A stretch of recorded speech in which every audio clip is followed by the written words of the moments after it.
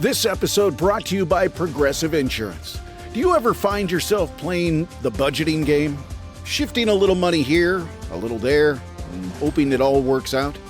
Well, with the Name Your Price tool from Progressive, you can get a better budgeter and potentially lower your insurance bill too. You tell Progressive what you want to pay for car insurance, and they'll help find you options within your budget. Try it today at Progressive.com. Progressive Casualty Insurance Company and Affiliates. Price and coverage match limited by state law. Not available in all states. This is a PSA, or public sock announcement. Experts have declared Bombas socks as the best way to warm up chilly feet. These pairs are super cushy, soft, and designed for maximum coziness. Plus, for every pair purchased, another pair will be donated, so someone in need of essential clothing can stay warm this winter.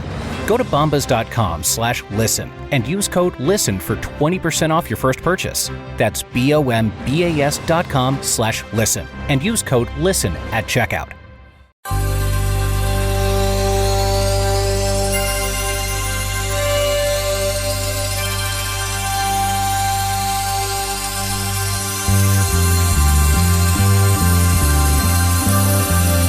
It's the Bob and Tom Show.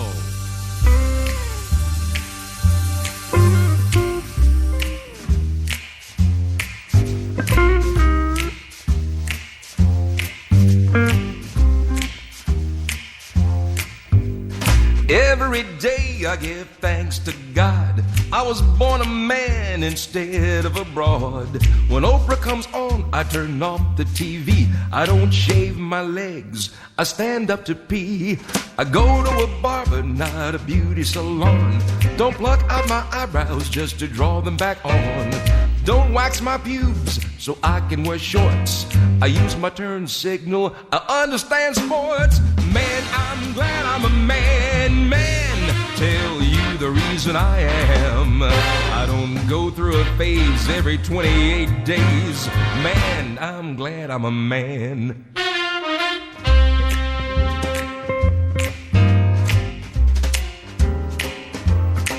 I pay cash at the grocery, no checks or coupons. Don't take along a friend when I go to the John. I don't throw a fit when I break a nail. I don't buy a lot of shoes just because they're on sale. I don't apply makeup in my rearview mirror. I don't think of Bambi when I'm out hunting deer. I drink beer from a bottle and not from a glass. I don't ask my friends about the size of my ass. Man, I'm glad I'm a man, tell you the reason I am. I don't face the pain of water weight gain.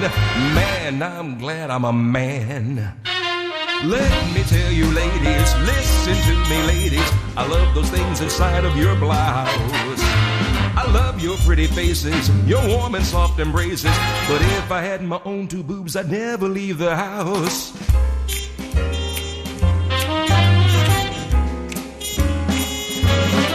I don't spend 2 hours getting ready for a date. I don't play with dolls unless they inflate. When someone asks my age, I never lie. After sex in bed, my spot's always dry. I don't read about orgasms in Vogue magazines. I don't mind if my dates try to get in my jeans. I don't spend a fortune on French lingerie. This is the same underwear I wore yesterday. Man, I'm glad I'm a man, tell you the reason I am. I don't take the pill, I don't use Massengill. Man, I'm glad I'm a man. Man, I'm glad I'm a man, tell you the reason I am. I find Michael Bolton completely revolting. Man, I'm glad I'm a man.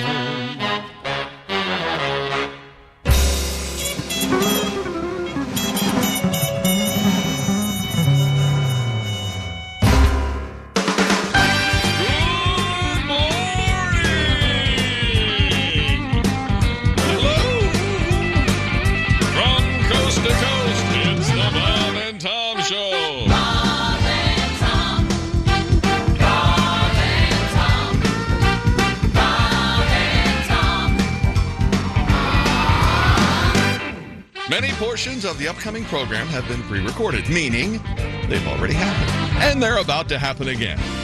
Huh. So where was it? Oh yeah. Ladies and gentlemen, we're glad to have you here. It's the Bob and Tom Show.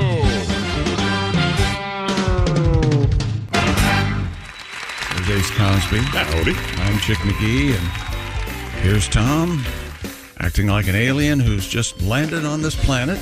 Sorry. And Tom, we have a special guest. We do. Comedian Mike Vecchione is here with us. Originally from Youngstown, Ohio. Hey, Youngstown. Yeah, Tom, I used to be a teacher, so it's back to school time right now. Yeah. You still get those pangs? I still get the jitters because I taught kids with behavioral problems, and now I do stand-up comedy. It's better now because even if they're not laughing, at least they're not biting me. But it was a wild run. The back-to-school time really, it gets me anxious. I think it's interesting how many really good comedians used to be teachers. Yeah, Al Jackson. Yeah. Robert, really good Jackson's really fun.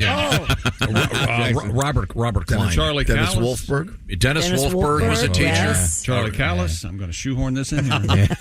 All right. Pat, do you remember you went to a class of Charlie Callis's, didn't you? And what did he teach that day? He talks a little bit and then our finals. That may be our most obscure reference of the day, Charlie Callis. I'm a huge fan. Yeah, we know. Mike, do you remember Charlie Callis at all? No, Charlie Callis was a.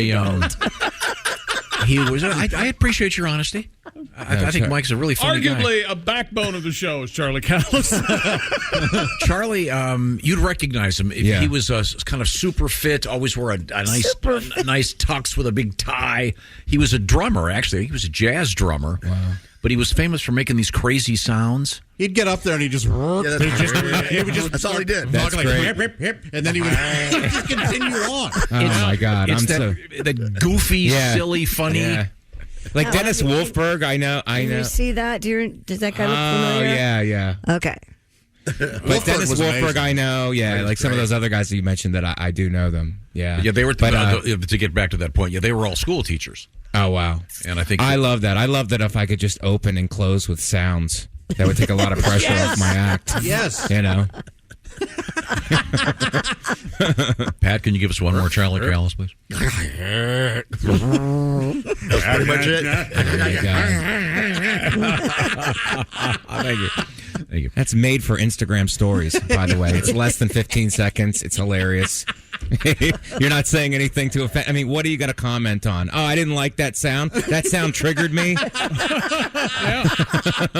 It's like, what can you possibly say? Callis would have been huge on Instagram. He performed in Miami for my girlfriend's grandfather's birthday party. He did an hour, they said. And he died. He bombed. He got paid $10,000. Yeah. Did he bomb terribly? Yeah. That's hilarious. Like, the worst I ever bombed, I got to say, the worst I ever bombed is in front of Italians. Oh. I did this thing. It was like a concrete, it was like Staten Island. It was like concrete. It was like mob. They had to be mob tied. Right. It was just them and their sons. And I went up there and was just bombing. And there was one guy just laughing, but he wasn't laughing at the jokes. He was laughing at me. Everybody else was just staring through me. And then about 35 minutes in, a guy starts walking towards the stage. I'm terrified, by the way. He walks towards the stage and just waves me off. He goes, "That's it. That's it. That's it." And I was like, I am happy to be out of here. Thank you. Do not have to pay me. Do not worry about it. I don't want to end up in a dumpster. I've never bombed so hard where I thought I might get whacked for it. Have you ever whacked so hard that you bombed? No. Never mind. That doesn't work. But it was half a joke. Half a joke's better than none, Tom. Now, I asked this stupid question earlier. What slang term for the male member has lasted the longest in contemporary culture? I think it is the D word. Yeah. Not dong, not dangler, but the other one. And then I asked you to pursue wait a this. minute. What about the C word? What about the C C word? I think is up there too. That's up there, but that's dirtier. That's really dirty. It is dirty. Sure. Yeah. Yeah. But the word gonads, does that encompass the whole? No. Just gonad is reproductive. gonad just the that's actually balls, medical. right? That's medical. Excuse yeah. me. The technical term No. is Christy said the gonads Yeah. are the balls, right? have Mike do it for you in Italian. If you use it in context, I have to dip my gonads. Then that's not medical. Okay, all right. No.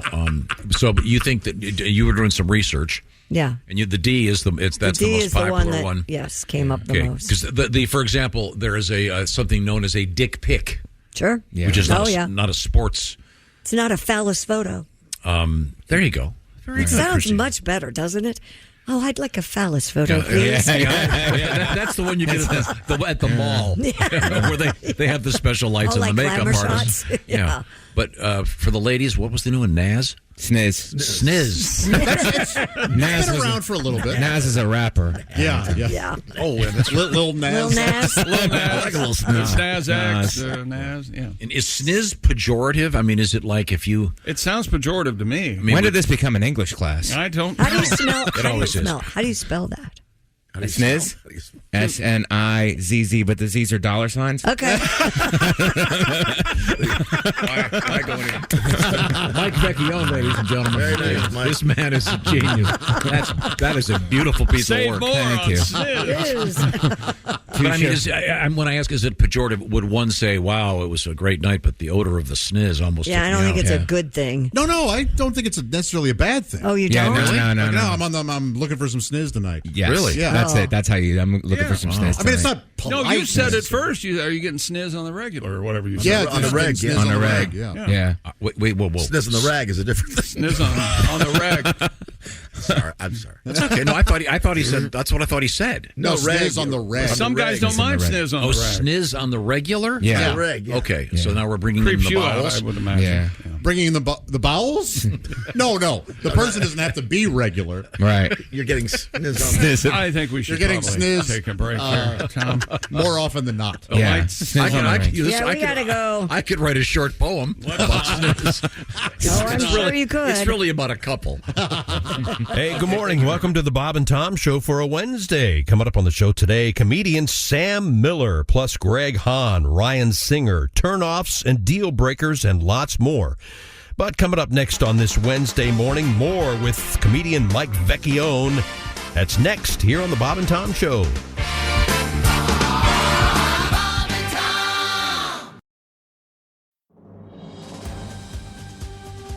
This episode brought to you by Progressive Insurance. Do you ever find yourself playing the budgeting game? Shifting a little money here, a little there, and hoping it all works out? Well, with the Name Your Price tool from Progressive, you can get a better budgeter and potentially lower your insurance bill too. You tell Progressive what you want to pay for car insurance, and they'll help find you options within your budget. Try it today at Progressive.com. Progressive Casualty Insurance Company and Affiliates. Price and coverage match limited by state law. Not available in all states. Good night, itchy eyes. Good night, sudden sneeze. Good night to your symptoms of allergies. Xyzal is the allergy medicine you take before bed. It provides powerful relief while you rest your head.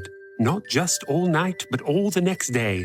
Xyzal keeps working, keeping allergies at bay.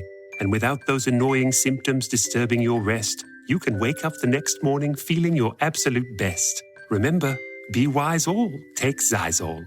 At night. Welcome back to the Bob and Tom Show for a Wednesday morning. This is Christopher speaking from the Bob and Tom Studios. How about another segment with comedian Mike Vecchione? Mike Vecchione is here with us.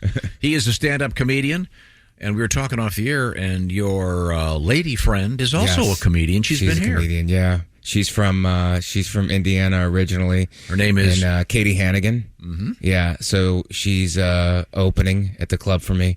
And she's great. She travels around, and we met in New York City. Huh. So living together, it's going pretty good. I hope it goes to the next level. Oh, yeah? What level's that? Hope she keeps opening for you. Be sure to tell her that. Let's hope. Can you swim?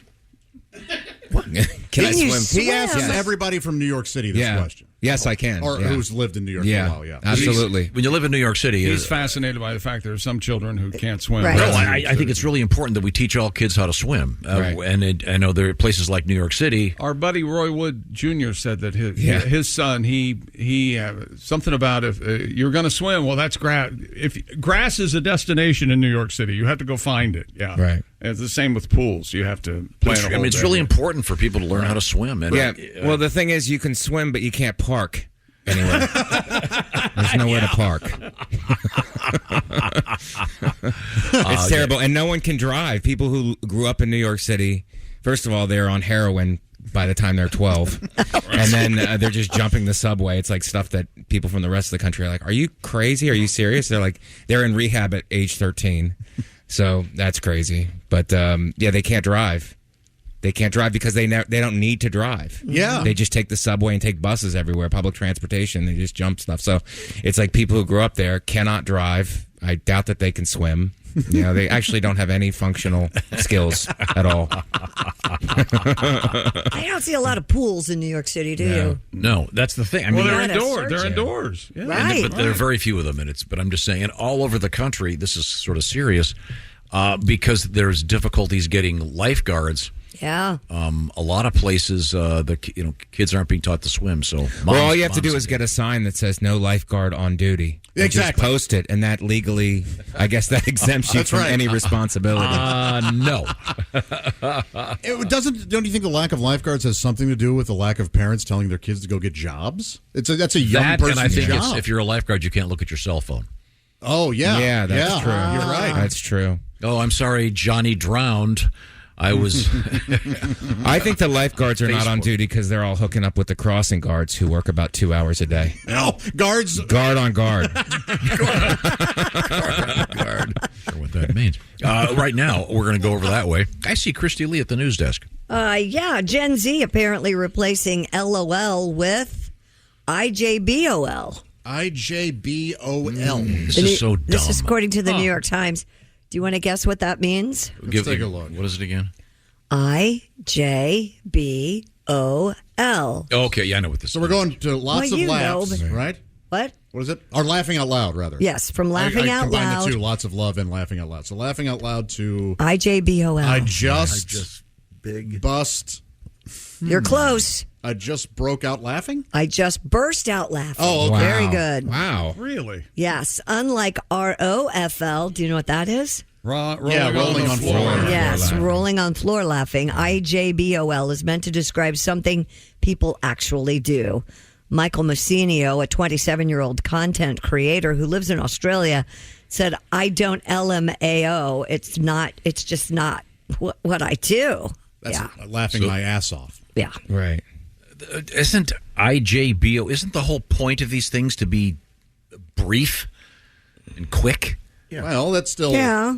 Well, it's become a thing now. It's like where if I know it, I'm the in crowd, and if you don't know it, you're out, kind of a thing. Yeah. I think that's the kind of thing. They may also be trying to outrun their parents as soon as their parents Right. know. Right. Yeah. Absolutely. I just use the old-fashioned ha.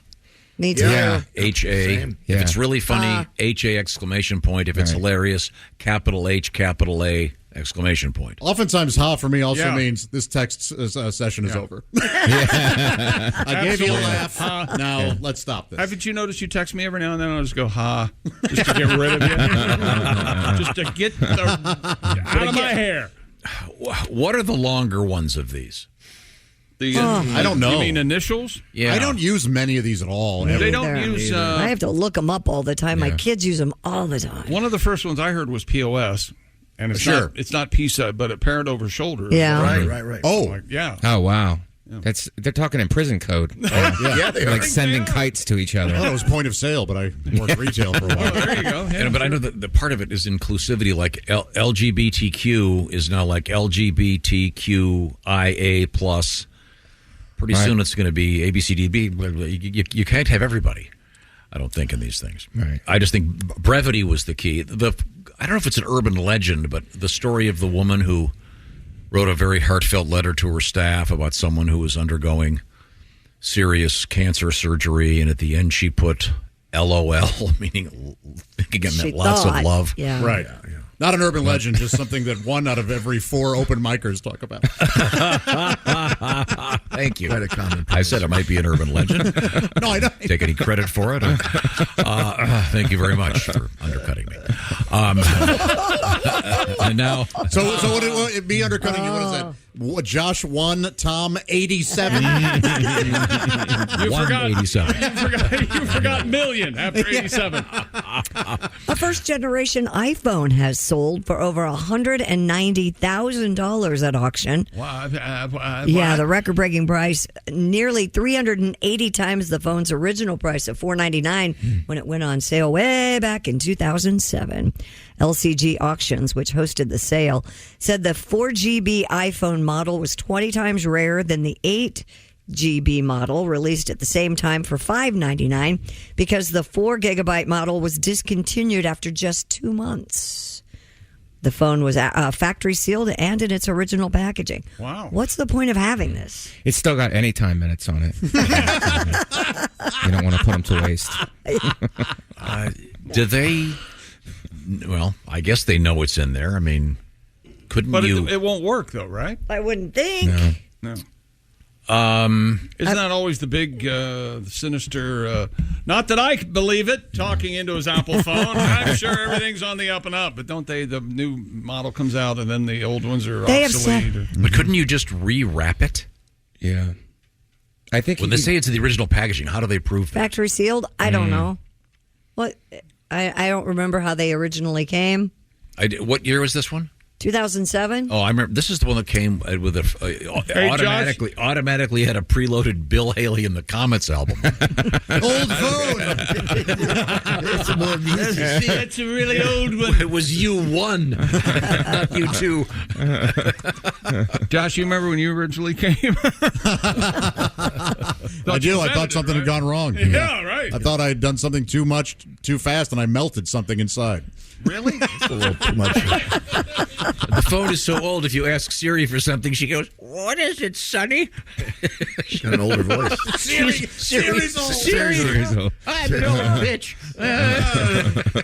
Coming from a guy who references the 60s all the time, 2007 is old? Yeah. Yeah. Oldest in this particular category. Way to undercut him. Do you? Thank you. Do you use Siri?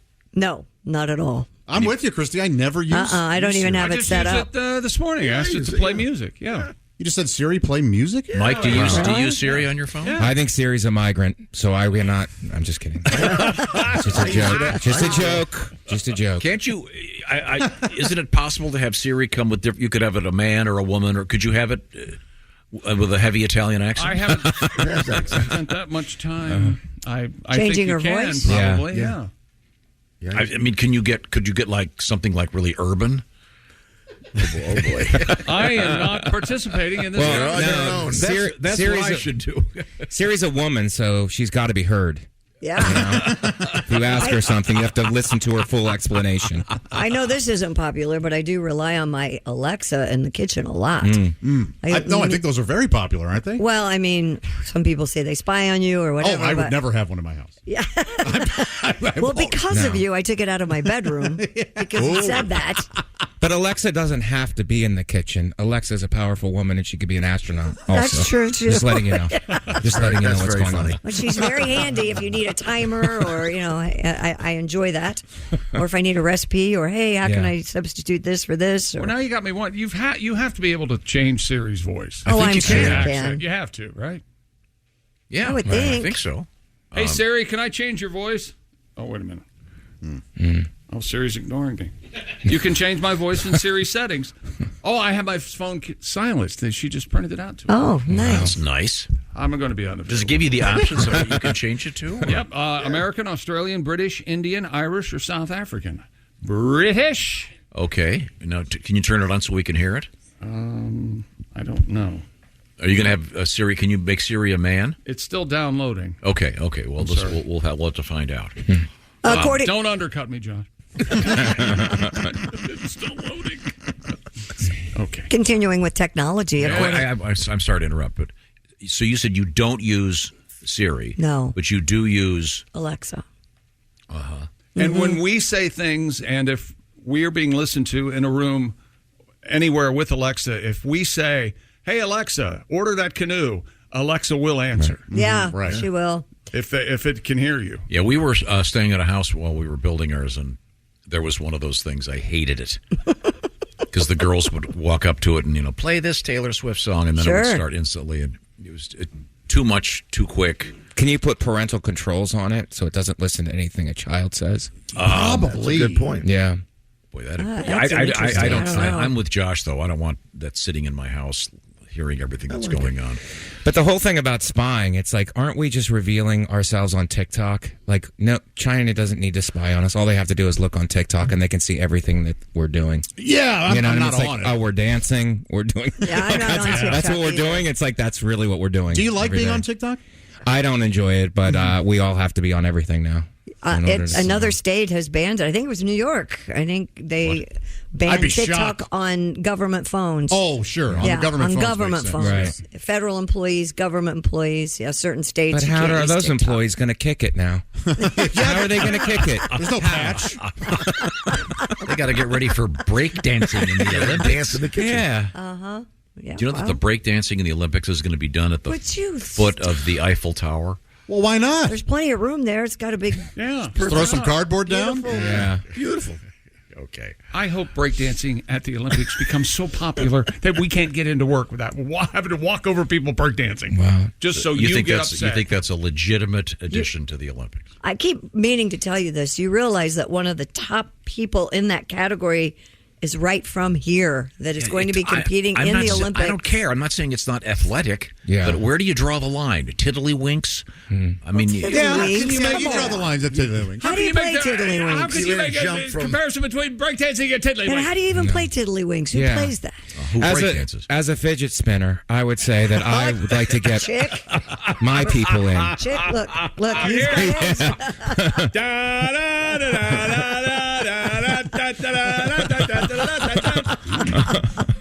According to a new Is science. there a do they do breakdancing in the disabled games? Do they?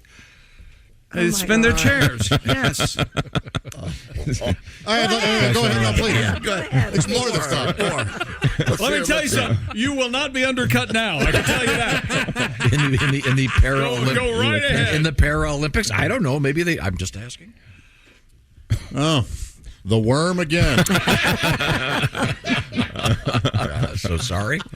You know, I want to tell our guest Mike. I know that you are a professional stand-up comedian. Yes. You've been touring. Yes. You've been touring for years, and you're a man of great skill. However, I always like to preface this by saying even the great Tiger Woods at the peak of his career would take lessons with his swing. Here we go. And we'd like to take this opportunity to teach you a little bit about comedy with our engineer, Ace Cosby. Who's that sexy man with a deep voice? Ace Cosby, here he is with his joke of the day. Do you guys know the difference between a grandfather clock and a grandmother clock? No. It's the dong. Ace Cosby working blue. That's solid. Ding dong.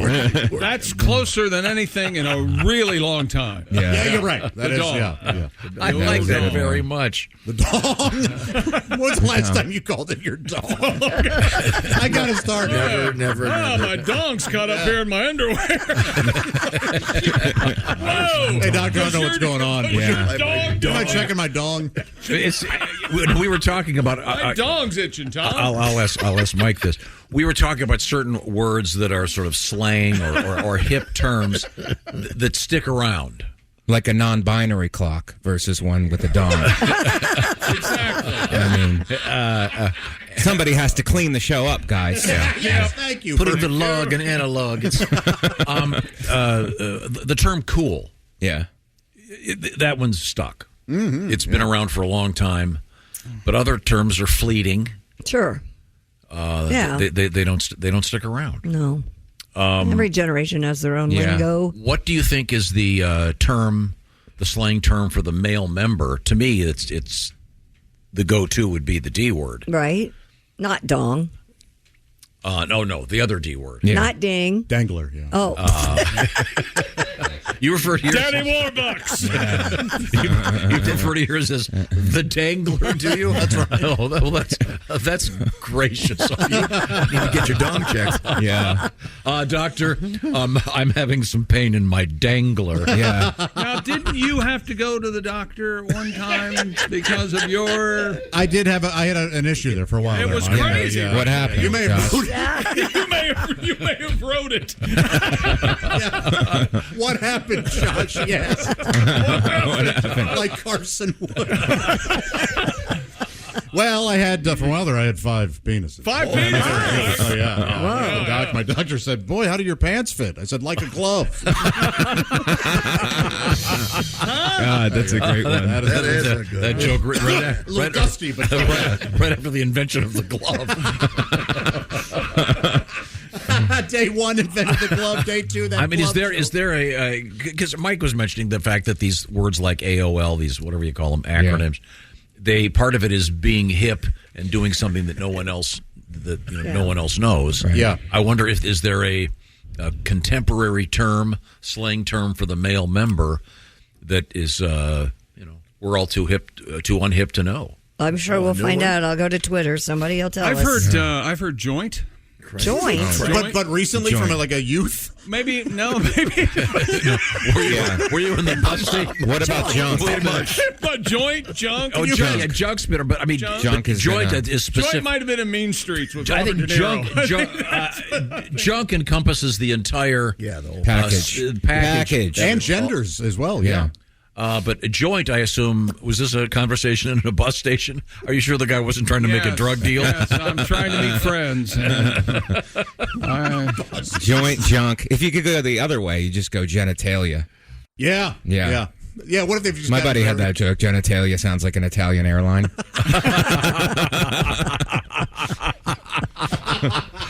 What does Qantas sound like? Interesting. We'll have to, Christy, you do some research. Is there a slang term for the mommy parts that you like to use? Because can I say something real quick? Yes. I'm totally serious. A friend of mine is an ER doctor. I'm not making this up. He worked in an area that was they had a perhaps less than sophisticated clientele, and the most common reference from the ladies in the ER would be, quote, down there. Yeah. I'm serious. Down there is what a lot of people say. I've heard nani. Who? Nani. Oh. Who? Now, can I give you the street term? Yes. Sniz. Sniz. Yeah, sure, yeah. Getting sniz on the reg. Yeah, sniz on the reg. That's the lady calls it a sniz? She's not a lady. I don't think she's saying this that. is Dr. Seuss's wife calls it the Sniz sounds like a character from Bazooka Joe. Sniz. Hey, what's Sniz do for lunch? Morton here's a who, and Sally has a sniz. We're coming right back with more of the Bob and Tom Show. Christy Lee's bachelorette party is coming up. Stand by for that. This is the Bob and Tom Show.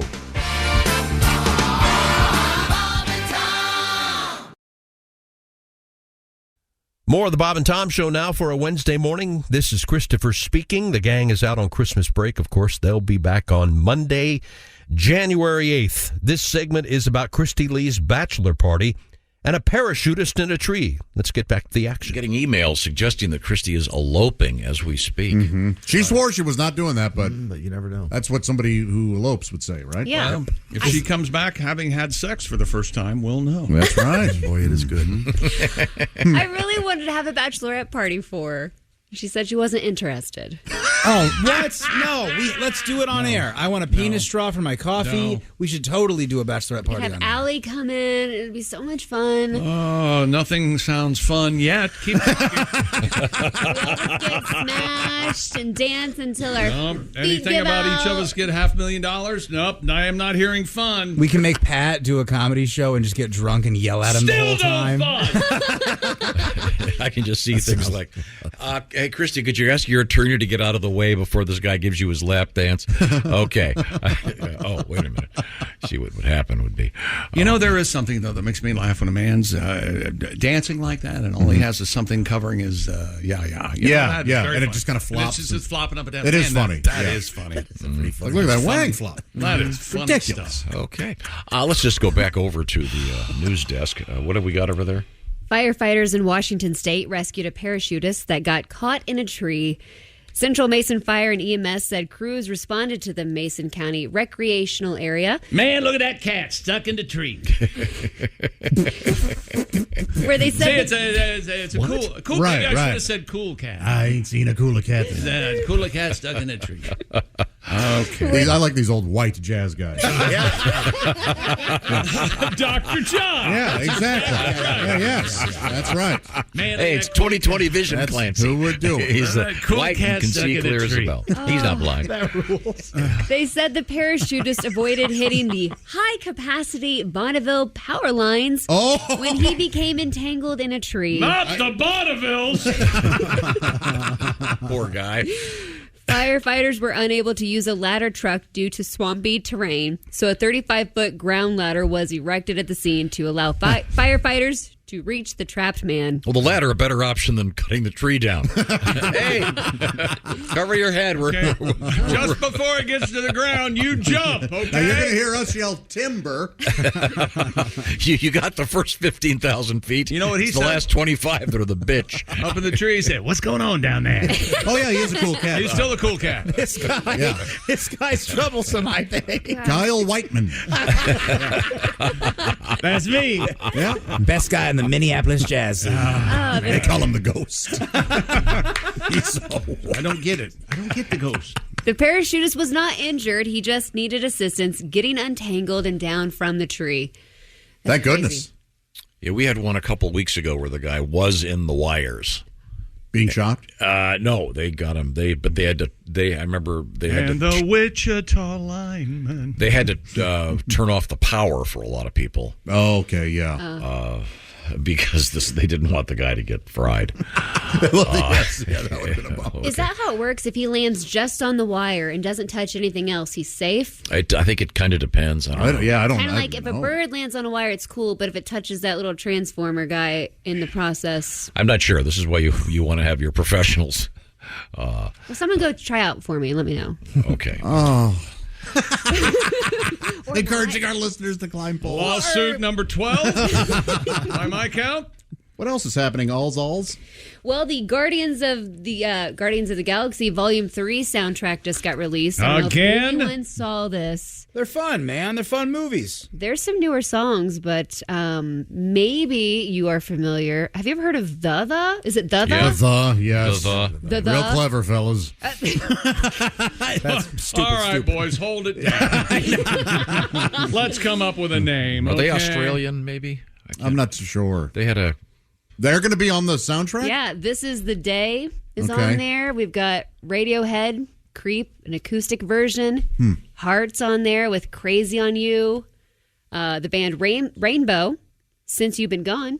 Since you've been gone. Hey, you. Little Dio for that ass? No, thank you. Oh, come on. That's a good one. Dio. No Dio in that one. Oh, you're right. That was post Dio, wasn't it? Yeah. Yeah, you can almost... Grand Bonnet. Yeah. That's a good song. It is a good song. Have you heard of Space Hog?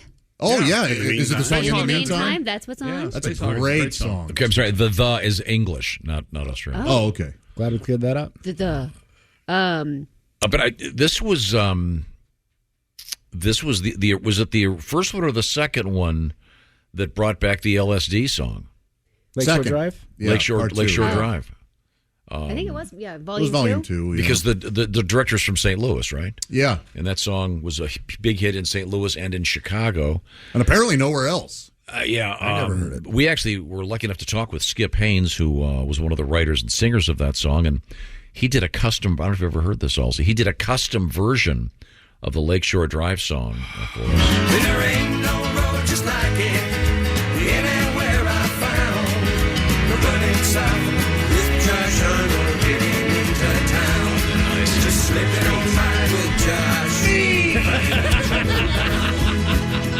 So great. Josh, I love to watch you enjoy yourself.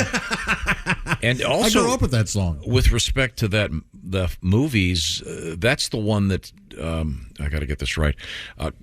There was only, I think, one cassette manufacturer in the United States that was still making audio cassettes, and after that movie came out, they had a huge boost in their manufacturing quotas because people were out there buying cassettes. Wow. I always loved cassettes. I still have a bunch of them. You still have a Walkman that can play a cassette? No. I don't think so, but I have a cassette And having player. a Walkman as a kid was just the best. It was. Mm-hmm. I mean, trust me, I'm way happier with my phone and some Raycons, but the just being able to have your music on the go. But it's really interesting how you see little kids, they'll be singing some, pretty soon you'll see your 10-year-old singing, "Since You've Been Gone." You think, where'd they learn that? And that's where they got it. Some of these great songs are resurfacing in lots of different movies. What else is on there? Did you read them all? Alice Cooper, I'm Always Chasing Rainbows. Oh. That'll be on there. Yeah, probably didn't go with Only Women Bleed. Boy, that's got to be one of the worst songs ever written. We've got an Earth, Wind, and Fire song. Which one? Reasons. Oh, that's not. That's a rare misstep, in my opinion. Okay, that one doesn't come to mind. Reasons. Philip Bailey sings way too high on that one. Yeah. Philip Bailey always sings high. That's what he does. Sometimes it's good though, but it's not good on Reasons. Who else? You want to hear? You play Reasons. It sounds exactly. Give me a second. Give me a second. I'll find it. Shut up. In the meantime, what do you? The Flaming Lips will be on there. Do You Realize? Oh yeah, I like that. I like that. Only Flaming Lips songs of the Wand. That's it. Go on. Well, that is good too. Faith No More. We Care a Lot. We care a lot. Dun, dun, dun, dun, dun. That's a good one. I'm not really familiar with this. It's Aamic. I'm not going to try it. I'm sorry. I'm not familiar with this at all. The Mowglis. Oh, the Mowglis. The Mowglis, San Francisco. Oh, Jungle Book. Yeah, reference. Sure. It is. That's yeah. You got X with the song Poor Girl. I don't know that. X. I know the XX, but I don't know X. Beastie Boys. No Sleep Till Brooklyn. Love that song. That'll be used fun in that movie. You know it will. Mm-hmm. Yeah. Beastie Boys, I don't know. Go ahead, listen to it. Go ahead. What do you mean? You don't like Beastie Boys? No. The song, I don't know. It's very good. Go ahead, sorry. Wait a minute, that's not it. Nope, that's not it. Michael McDonald. That's Michael McDonald. Keep forgetting. He was never in the Beastie Boys. This is it. Reasons! Here it goes. Philip Bailey, right? Here it goes. Reasons! Pass. I said pass. No, it sounds good. I like this. Well, this part, wait till he starts singing. No. This is great. No, it is too high. not. It's too high. He's singing too high. Somebody else should have sang this. Laid on the cheese. I love it. Let me guess. This will either be in a scene where there's a bunch of carnage going on, and the dichotomy of this song. Oh, God. Isn't that clever? Dave Bautista's punching Or it'll be the heart of a Bautista looking at some dinosaur. alien blob and falling in love with it. all And laughing. we're on to you, Gun. Philip Bailey is the greatest. Easy Lover, the Phil Collins thing he did with Philip See, Bailey. he sings high there. Great. That's what he good. does. That's good there. His voice It's not is. good here. You got Florence and the Machine will be on there, so a newer song. That's very modern, Dog right? Days Are Over. Bruce Springsteen, Badlands. The Replacements, I Will Dare. I should replace that. That joke snuck up on me. Thank you very much. And of course, Redbone, Come and Get Your Love. All right. Oh, they'll probably close with that, and it'll bookend the whole trilogy. And then the letters will come up and the end. Question mark? But the question mark will be Groot. They'll be bent, and It's going to happen, and I'm going to love it, you guys. I'm going to love it. I'll eat it up. I'm going to fire around at the screen. It says, the end? Question mark. What? No. Coming up next hour, we're going to hear about Josh's submechanophobia. That's on the way. But next, turnoffs and deal breakers. 2 parts of that coming up next hour. Stick around. This is the Bob and Tom Show.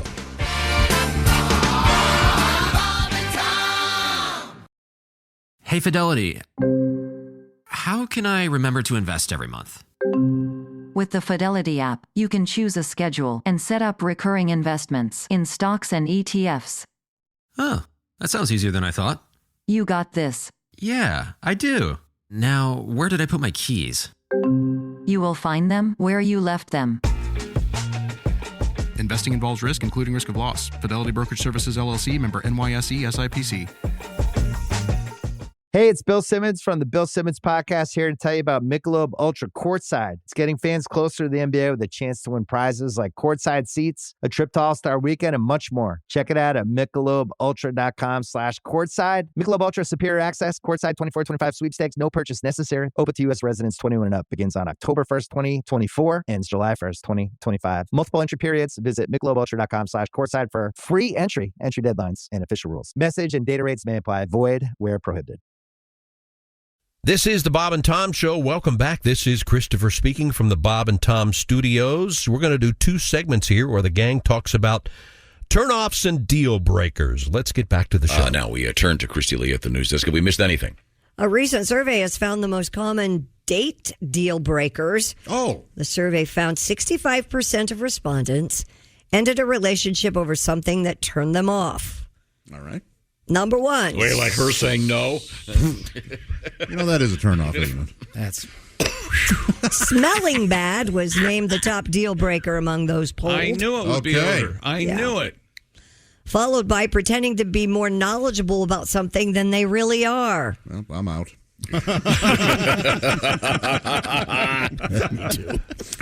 After that, being rude to waiters or waitresses. Yeah, that's a huge turnoff, I think. Yeah. Well, those morons should do better. Wow, you're really, no wonder you're alone. Living in a mess comes in at number 4. Boy, well, I guess this would not be your first date. You'd have to be into dating them for a while before you figured out. Like, how are they they talking live. about a dirty house or a mental mess? I don't. Maybe both. Okay. Maybe one or the other. I don't know. Like I find littering extremely turn off. Is there anybody who litters anymore? Yes. Out And the window? I saw I it have recently, not and it seen is that. astounding. Really? You just want to go up to him and go, "Are you serious?" I have not seen No, that. I don't want to pulled into the grocery store, and this guy was emptying his ashtray in the I don't want to brag. parking lot. When I was in Boy Scouts, Weeblos, actually, yes. We put on a play. It was about littering, and I had one of the starring roles. Oh, is that right? I was Litterbug Lou. That's right. Oh, no. And isn't that the one Olivier originated? They tried to get him, but he was busy, and I really belted it right up to the rafters. Let me tell you, bet. I killed it. So I was the star of the entire presentation. What are other turnoffs, Christy? 14% of men said they would break things off with someone who shared food on a first date. 16 I don't understand what Joey doesn't share food. On a first date, that is kind of presumptuous.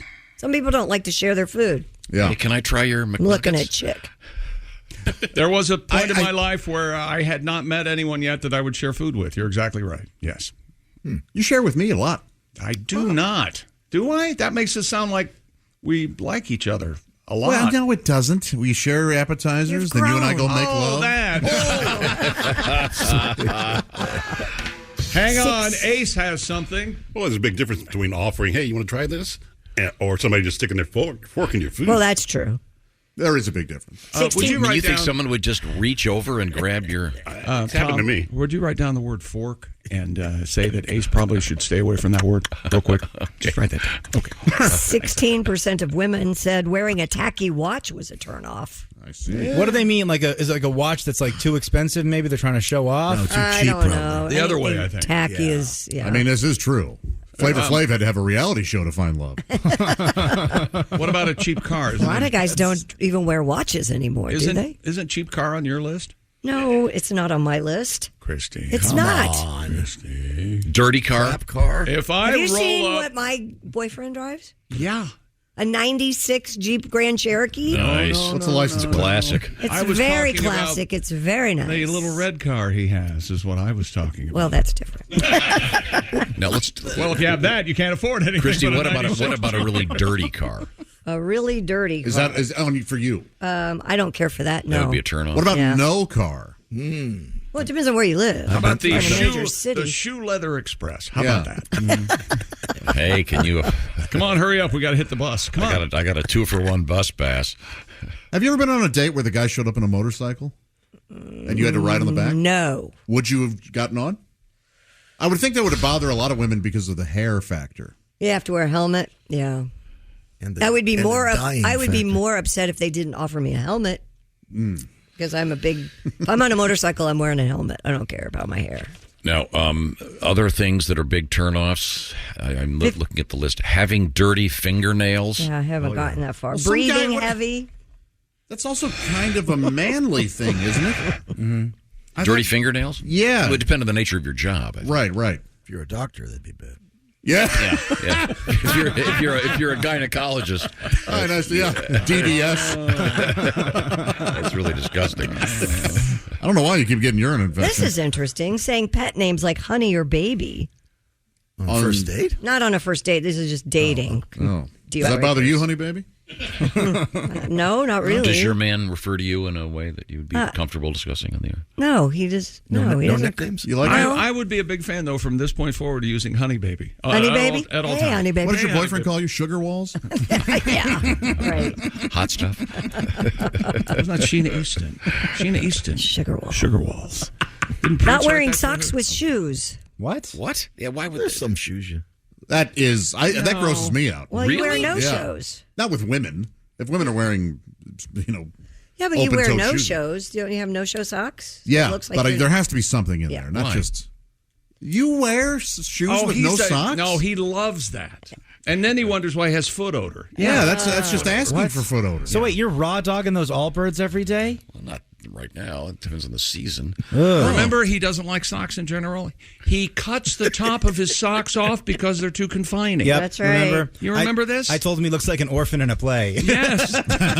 Please, sir, can I have some more? It's orphan chic. That's exactly what it is. I do this, so I don't know. Maybe my relationship is doomed. You queef on the I wear first day. socks to bed. My feet freeze. I wear socks to bed. So, wait, so someone's going to. Yeah, I can't. I was about to take Pamela Anderson to bed. I said, socks out the door, bitch. I don't think so. Yeah, I can't think of anything more disgusting. Maybe an old jersey and a pair of socks on Pamela Anderson. That'd be hideous. Oh, that would be awful, wouldn't it? have to Gross look. Yeah. Yeah. Being too clingy is on the list up high, like number Boy, I 7. better write that down. Yeah, I bet. My son loves you. No, he really does. He really does. Don't make him cry. Pat asking for a joint checking account. Right This after one's that. interesting.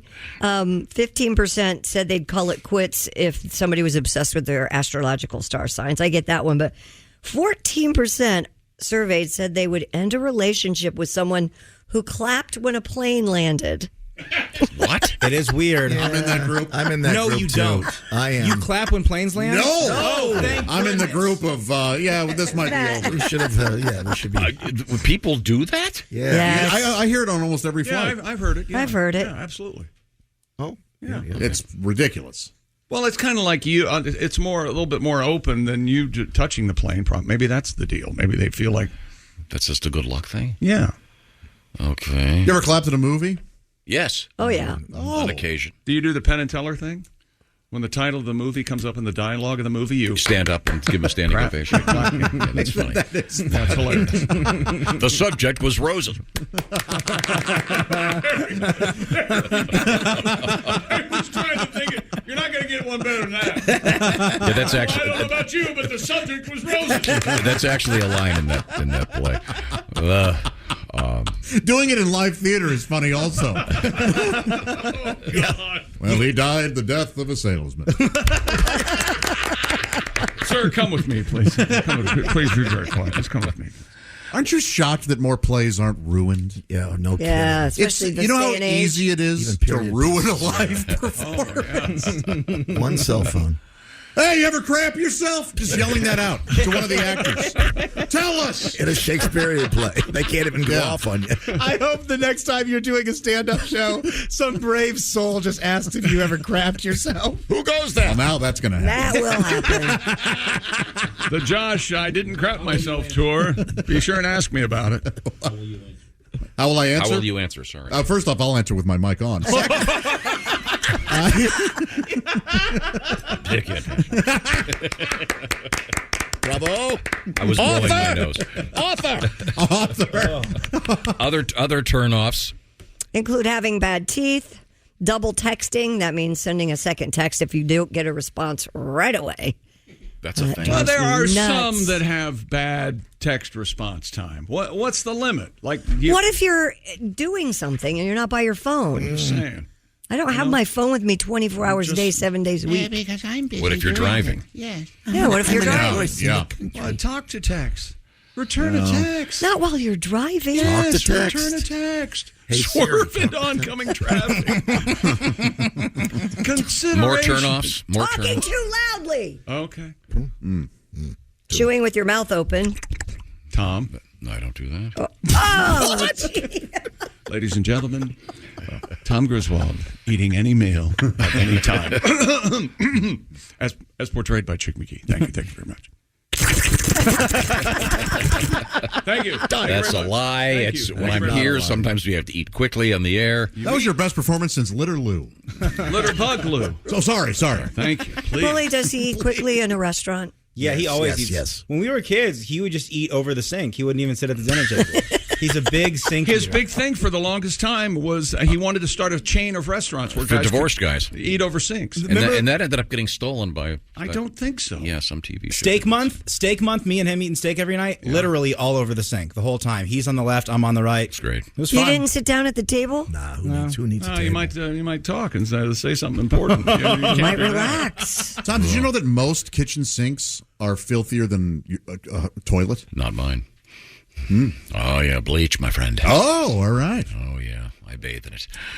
They tested a bunch of people's sinks and they found more fecal material in the sink than they did in the toilets. How is that even possible? Yeah, You're how supposed to the turn hell the is it? disposal on when you dump in your sink. I think that's one of the problems. It's right there in the menu.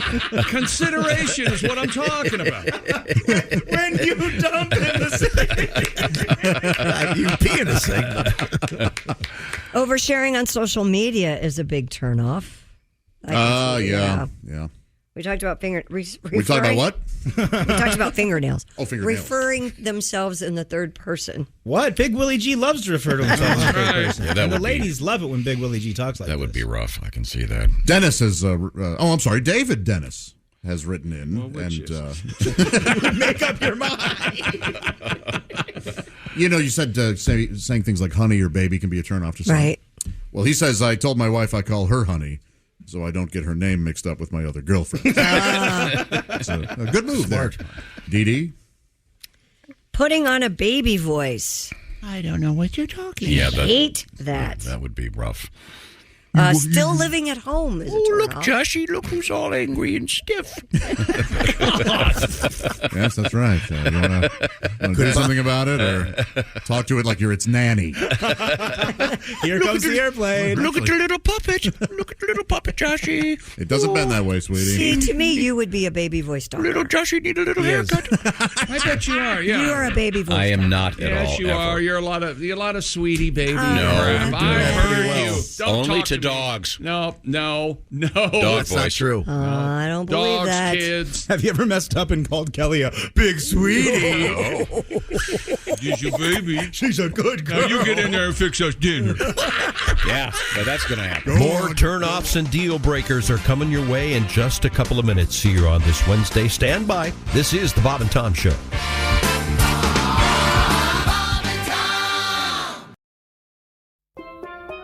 Here at the Almond Joy Factory, where tropical vibes abound, we use soft, fresh tasting coconut. The crunchiest almonds and delicious chocolate candy. Ah, but do you know what our most important ingredient is? Sometimes you feel like a nut. Sometimes you don't.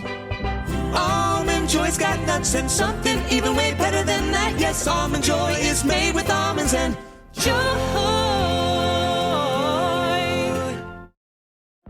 Pepsid Complete knows that food is one of the best parts of game day. That is, until heartburn strikes. Thankfully, just one chewable tablet of Pepsid Complete provides dual-action heartburn relief with an antacid that starts working instantly and an acid reducer that lasts all day.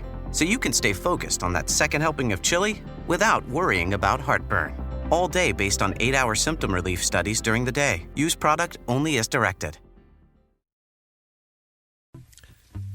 Okay, here we go. You can be mean to me, mean as you want to be. Just say anything that you like. You can be nasty and catty and cruel and unusual. Twist my nose with your fingers, trip me while I carry liquids. But as you pin me down, my arms down on the ground, as your spit drips into my face. Deep in the back of your mind, remember at some point you'll have to fall asleep.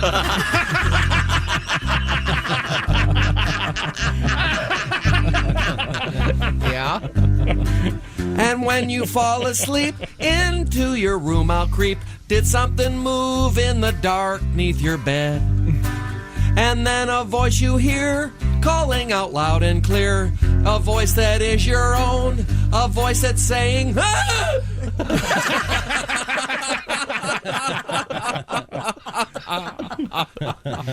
There are things that one can do with Bengay, Nair, and super glue. A package of indelible dye. Why would a guy such as I ever buy indelible dye? Blue as the sky. Don't ask me why. This catalog I found sells roaches by the pound, millipedes, centipedes too. They say the meek shall inherit because they stay up late and change the will. And when you fall asleep, into your room I'll creep. Did something move in the dark neath your bed? And then a voice you hear, it's calling loud and clear, a voice that is your own, a voice that's saying, ah! That's all I have. I love that. That was very nice. Wow, little revenge song. That's very nice. Welcome back to the Bob and Tom Show. This is Christopher speaking in the Bob and Tom Studios. Now part 2 of Turnoffs and Deal Breakers on a Wednesday Best of the Bob and Tom Show. I'm Chick McGee, and here's Tom Griswold. Thank you very much, Chick McGee. Now let's go back over to Christy Lee. We've got an interesting list here of so-called dating deal breakers. The obvious ones, I should say, like a bad smell way up there. Being rude to a waiter or waitress. Yeah, I totally get that one. Boy, don't you just cringe? Oh. You're just like, oh, man. Yeah. Having long fingernails. That's obviously a guy with long fingernails, I assume. Unless he's a guitar player. Or a cocaine dealer. Maybe a sculptor. Dirty fingernails were on the list. Oh. That's disgusting. Well, it depends what you do for a living. I mean, you may have a situation in which wash your hands. Well, sometimes you can't. Like, have you ever worked with stuff that you... Yeah, what if you're a proctologist? Oh, my Lord. Yeah. Oh, they wear gloves? Oh, sorry, I just got that message. Speaking of dirty, another one of the turnoffs, having shoes that are too dirty. Again, I mean, it would depend, I suppose. If your proctologist came at you for an examination and didn't have gloves on, what would your response be? No bareback there, Chief. Okay. Or urologist, proctologist? Nobody does that. Of course not. I do have I can't give this guy's name, but I had to go to a physician in Florida when I was living in Orlando. Mm-hmm. And well, looks like you're okay. That's right. Everything's where it ought this to is be. absolutely true. Mm-hmm. And he was sitting at his desk, and I when I first walked in, I couldn't tell that he was rather tall. Right. And then but right behind him was a picture of his college basketball team. Oof. This guy was, when he stood up, the guy was gigantic. And, so you're saying he could palm a basketball? Yeah. Was he a proctologist? Yeah, he could palm a medicine ball. Was he a urologist? Yes, he was a urologist, but he had to do the old... The old shushing. Yeah. Wow. I considered it a felony. Yeah. Tech. Yeah. Sorry. I'm sorry. What are other turnoffs for early dating? Did we talk about breathing heavily? Yeah. You mentioned it. We didn't talk Having a bad tattoo? Oh. Yeah. A bad tattoo. I mean, it would depend where it was. Like on your face. What maybe. it said. Well, Yeah. Some other woman's name, maybe. well, that His that face. would be. Eating and talking at the same time. Or, as I would say, eating with your mouth open. Ugh. Okay. Yeah. Do you do that? No. No, I get lectured if I even I have to swallow every ounce of everything before I can. Does eating and talking at the same time, does that include the bedroom? Okay, Josh. You know what I'm We're talking about about eating there, Krista? food. Oh. Do you allow food in the bedroom, Josh? The old lingus. No, you know Oh, what? you're being There's not a cunning, lot of- are you? There's not a lot of eating in my bedroom at all. You don't have any. I know you want me to say. You have a refrigerator next to your bed. One of my end tables is a fridge, the other is an air fryer. My mattress is mostly mashed potatoes. I don't know what you want, but it's something of that ilk. Let's make believe I said all of it. A lot of people talk and eat at the same time. Have you ever noticed that? If you're questioning them and you ask them something, and sometimes they're forced. no, if you're at a dinner or Okay, let's just move on. What else have you got? Gee, I wonder which one of these applies to Tom. Let's just move on about that. wearing shoes you don't like. No, this is kind of. What does that even mean? Oh, like I don't like. I don't her like your shoes? shoes. That's That is- really Again, That's this is like the one that if she's wearing socks in bed, you're going to kick her out of bed. That's never happened. You know, ladies out there who may have gone on a date with me, if you've ever not gone on a second date with me because you didn't like my shoes, thank you. Yeah. I have a feeling you saved me from a lot of... Dodged a bullet. Yeah. Wearing too much makeup. Huh. Is that a thing for you guys? I don't know. That might be. Yeah, it I can be, never yeah. wear It would it. depend. I hardly ever wear it. Not paying on the first date. Now this is I kind of. hate when women do that. She's got it. 73% said they would judge someone negatively if they wanted to split the food bill. Really? The nerve. Yeah. Have you done it? No, I think on a first date, I always try to pay for everything. But one time I had a girl pay for the whole dinner, and I was like, oh, that's awesome. Let's go get drinks across the street, then I'll pay. Or offering to split on the first date. It's kind of, you don't know each other yet. Why not go Dutch? Yeah. I think it depends on the kind of date. Maybe if it's like a casual. Depends how old you are, how much money you've got. Yeah. Generational. You just met on, Bumble or Hinge or about, something, and you're meeting for coffee. Or, What about dining and dashing, real quick? We've all been wrong. I always pay for everything on the date so that she knows she has to have sex with me. Just a subtle way Now, of letting her... do you? It's called a transaction. Yeah. Now, do you let her pay and then you reimburse her when you give her her fee as she's leaving, or do you keep the receipts? It's a tax write-off. That's right. Yeah, maybe he deducts that from you her don't say, pay. "Hey, look, that pizza's coming off your fare." Yeah. Taking longer than you to get ready. Mm. That's kind of. These are minor. Referring to their football team as we. What? Oh, I see. Man, we kicked some ass last night. No, the Patriots did.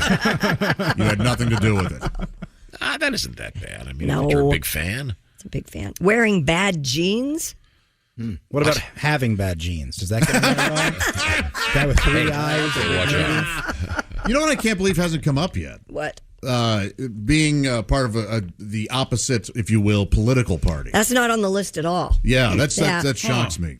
Because I think people avoid that subject even on. I'm actually polls. glad to hear it. That maybe that should be on here in the Yeah, it should be way in the high. top 5. Or I like to think people can still love each other and be fine with it. But Ace, is annoying voice or laughter on there? Oh, should be. Because I went out with a girl once and the laugh was just. Yeah. Wasn't there? Well, I'm a funny guy, and I make people laugh, so if I got to hear this crap all the time.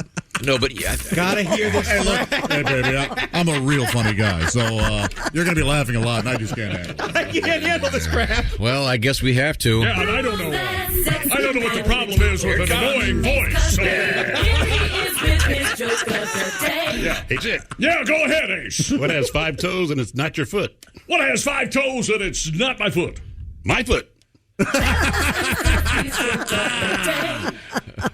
like it. Now, will you do something? I'm sorry. No, I think what Ace is talking about is someone who has a super annoying laugh. Sure. Yeah. Yeah, that's bad. Yeah. Goodbye erections. I've had that Here are ruin. some of them now. I've had that ruin a lunch where it was someone at a different table. It must be 7-second lunch. I ever realize this? But the older I get, it must be exhausting being you. Oh, it is. I can't imagine. I think Kristen and I both moved table at a restaurant because someone had such strong perfume on at a different table. That, I was at a place that was the smell of patchouli was ruining every bite, and I asked to be moved. It's not even this. Is that on the list? Terrible perfume? No, and smells, I can't. Well, smells. Smelling badly. That happened to me at the movies yesterday. First Really? off, I was annoyed. There were 3 of us in the theater. All right, 3. There were probably 350 seats. Yeah. And you know how you pick your seats now, right? This guy chose the seat. There was a buffer between us.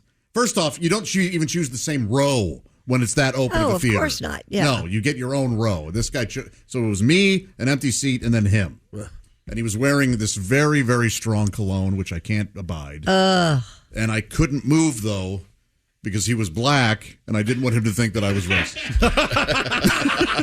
I was like, I'm stuck here. Yeah, Josh, you should get some sort of civil rights award for sitting in that seat. Thank you.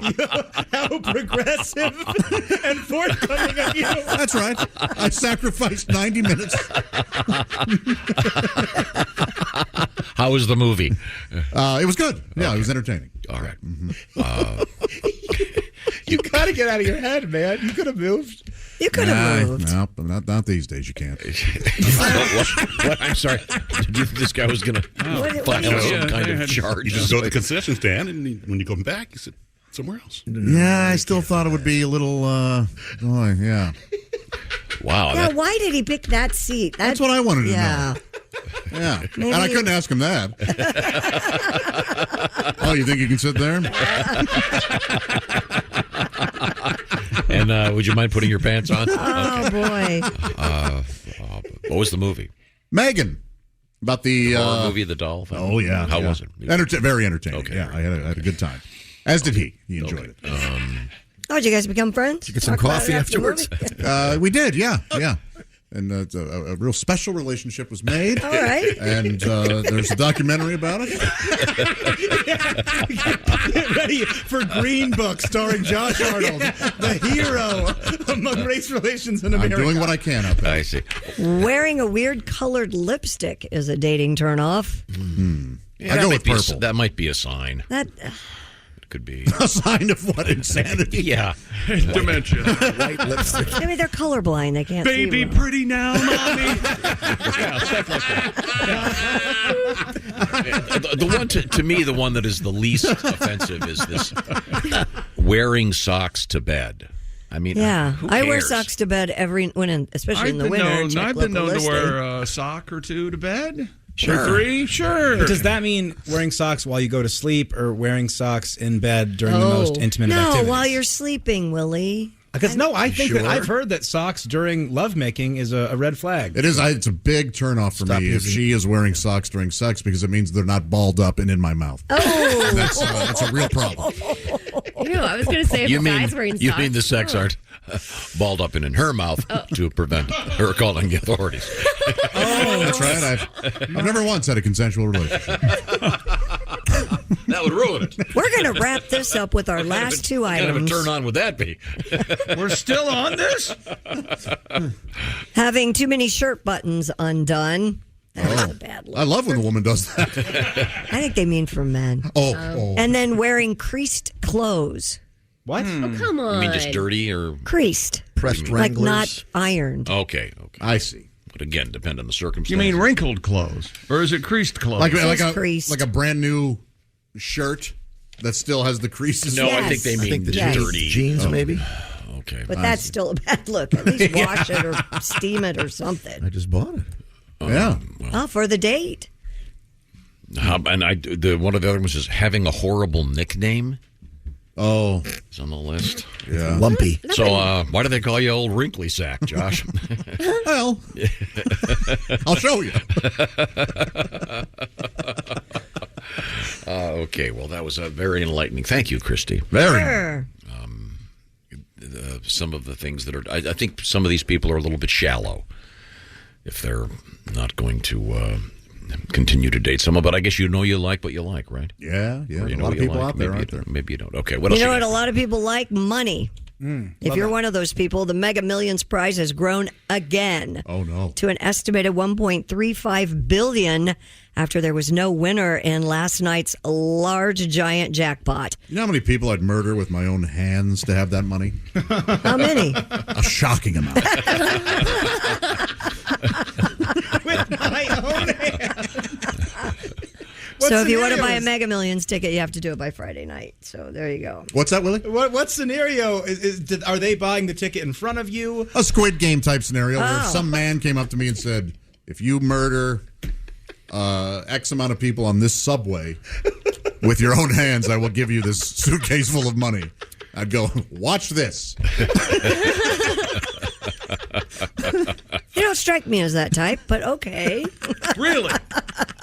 I'm chicken shocked that you don't know that I'm That's right. inside very murderous. I mean, yeah, for $1,000 million? Sure, I'll rip your head off. Go for it. Are you kidding me?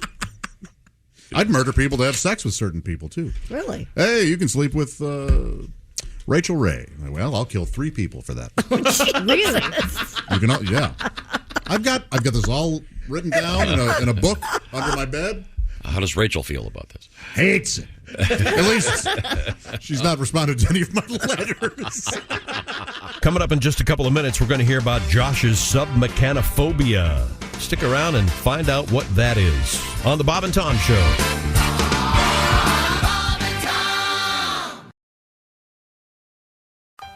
Oh, sure. You've got cable TV. You've seen all those news channels and sports channels, the Weather Channel, the Cooking Channel, but now the Bob and Tom Cable Television Group, a division of Frigamall Industries, is proud to present the Time Channel. 24 hours a day, 7 days a week. You're watching the Time Channel, and looks like we got a caller. Hello, you're on the air. Hi, this is Jimmy. What time is it? It's 11:21. Thanks. Love the show. Sure thing. Let's go to line 2, see what's on your mind. Hello, Time Channel. Hi, I'm sorry the last guy kind of stole my thunder. You already answered my question. Oh, you mean about the time? Yeah, I was going to ask what time it was. You said 11:21, right? Well, actually, caller, we've got an update on that. It's now 11:22. Hey, thanks. Great. I love the show. Thanks for the call. Looks like we've got just time to take 1 or 2 more calls here. Go ahead, caller. Yeah, hey, I've been watching the show since 11:04, and maybe you guys covered this earlier, but what day is it today? I'm sorry, caller. You're looking for the day channel. This is the Time Channel. Check your local cable listings for that. Oh, sorry, my bad. Could I possibly get somebody to screen these calls?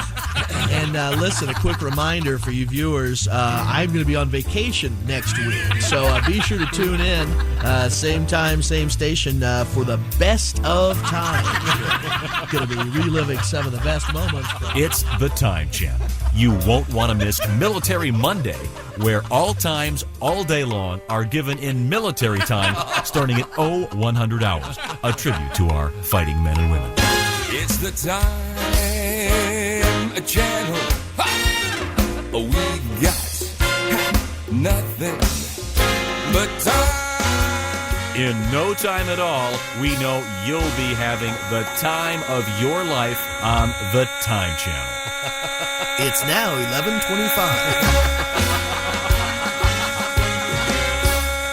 From Bob and Tom Cable Television, a division of Frigamall Industries. Hey, I've got to go. I'm out of time. Hey, I'm just killing time. Your time may vary. Check local listings. It's now 11:26. Welcome back to the Bob and Tom Show on a Wednesday. This is Christopher speaking. The gang is off on break. They'll be back on Monday, January 8th. This segment about Josh's submechanophobia. And how about some Taco Bell wings? I'm with Josh, says an emailer. Yes?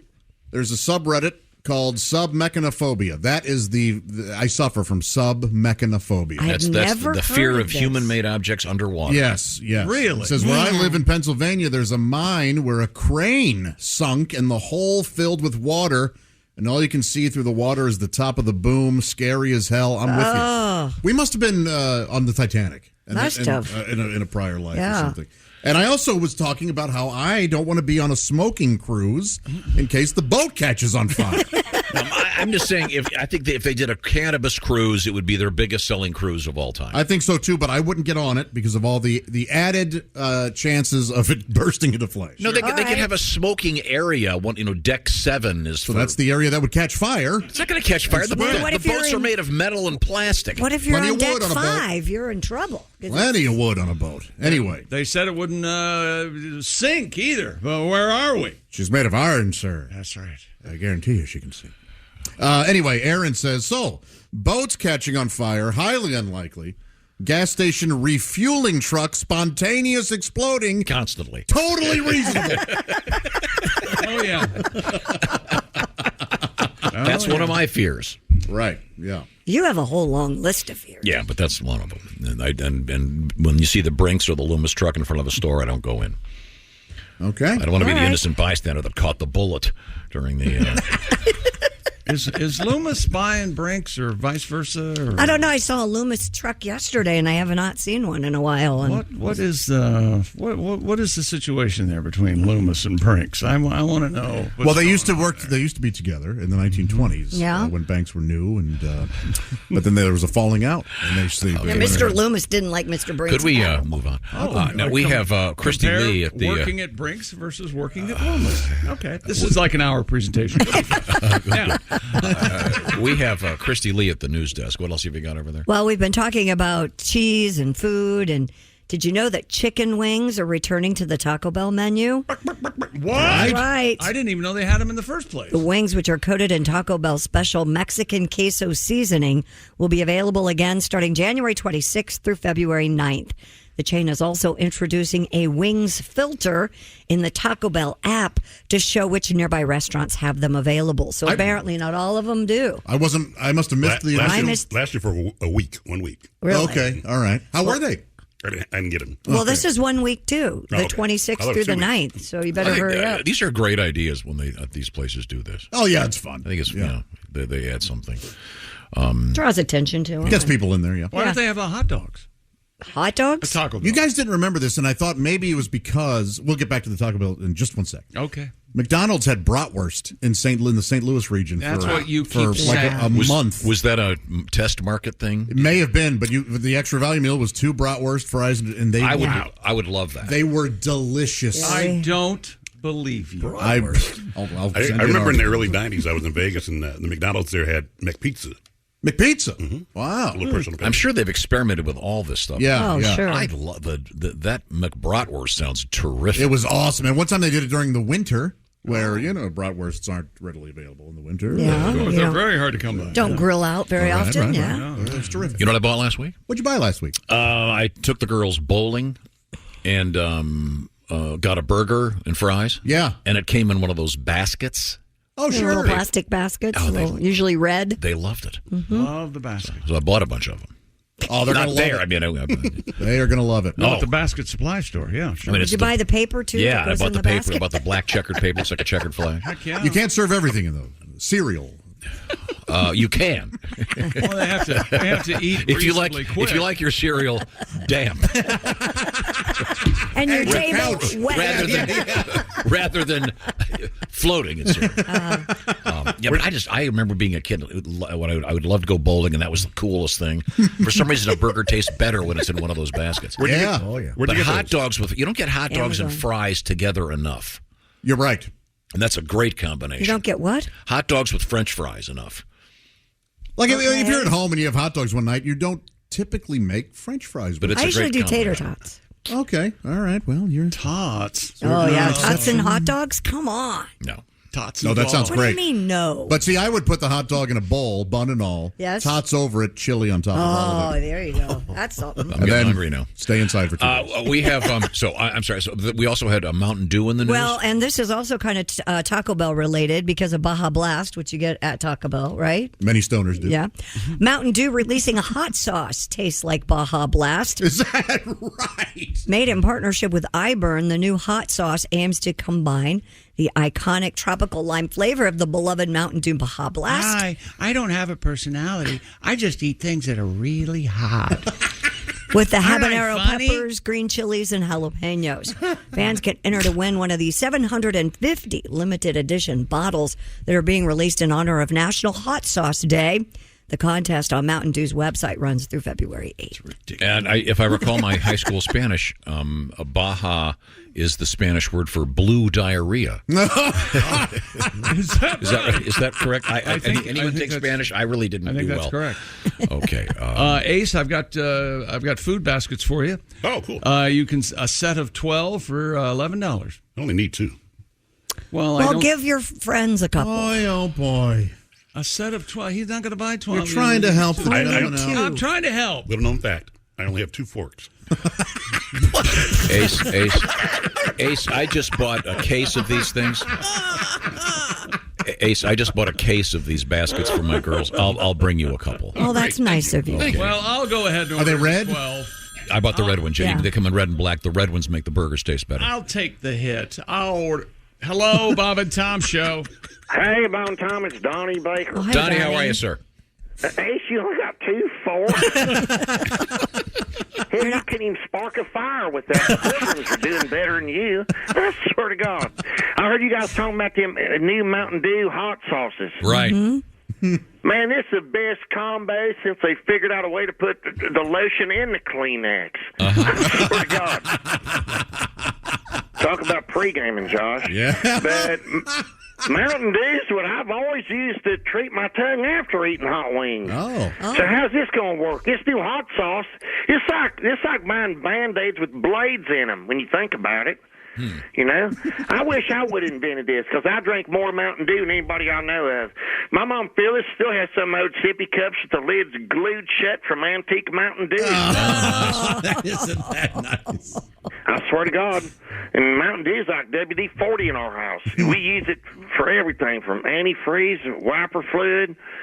So why has come? I didn't think of this first. Man, I should have walked into Shark Tanks with a handle of Mountain Dew hot sauce, got a reverse mortgage from Mark Cuban's, and right off the Sunset with that Lori Grinders, the hot one. Yeah. I swear to God. I like when she wears them tops that have them little see-through windows carved out. Yes. On her shoulders. You know, it's like a sunroof for hammers. But my point is, I've been doing a Mountain Dew cleanse and never once thought of throwing in some hot sauce to clean out the whole undercarriage.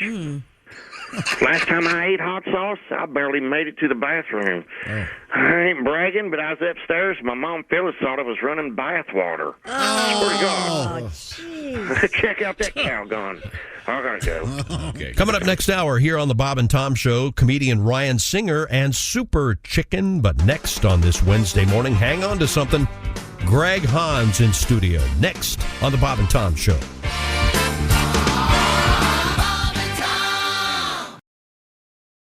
Are your ulcerative colitis symptoms proving difficult to manage?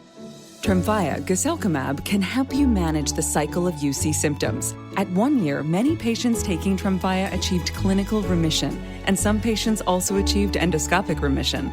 Individual results may vary. Tremfya is a prescription medicine used to treat adults with moderately to severely active ulcerative colitis. Serious allergic reactions and increased risk of infections may occur. Before treatment, your doctor should check you for infections and TB. Tell your doctor if you have an infection, flu-like symptoms, or if you need a vaccine. Ask your doctor if Tremfya can help you manage the cycle of UC symptoms. Call 1-800-526-7736 to learn more or visit TremfyaRadio.com.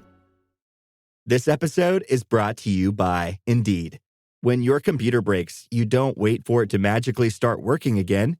You fix the problem. So why wait to hire the people your company desperately needs? Use Indeed's sponsored jobs to hire top talent fast. And even better, you only pay for results.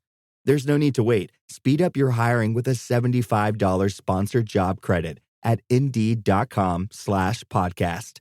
Terms and conditions apply.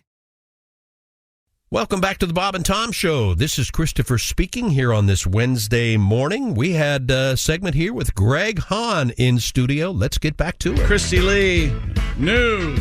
Present. Pat Godwin, music. I'm here. Josh Arnold. Josh Arnold. Yeah, I don't know what you sidekick. Yeah. Hi, Chick. Okay, there's Ace Cosby. Hey. There's Willie Griswold. I have a story about patting a dog coming up. Oh, really? I got bit by a dog one time. I'm Chick McGee, and there's Tom. And Tom, we have a very special Bob and Tom comedy legend in the studio. The handsome factor in this room has gone way up. I'm here every day. Ladies. Not you, Ace. He's hot. He's single. He's hot. It's the very handsome Greg Hahn, recently named in the Ozzie Nelson will. What? That is a nice shirt, my friend. Thank you. That looks right off the set of Ozzie and Harriet, 1958. It does not at all. It doesn't look like that. Has a nice 50s look. No. Are my pants waterproof? This shirt's a real pisser. Come on. Greg Hahn is here with us. Greg. Yeah. Is one of my favorite human beings. Oh, thanks. And, I'm so excited to be here. I don't even know where to start. When we last left you, you were moving from California back to Florida. That's true. Yeah. And I got a letter from Florida, if you don't mind. I'd love to hear it.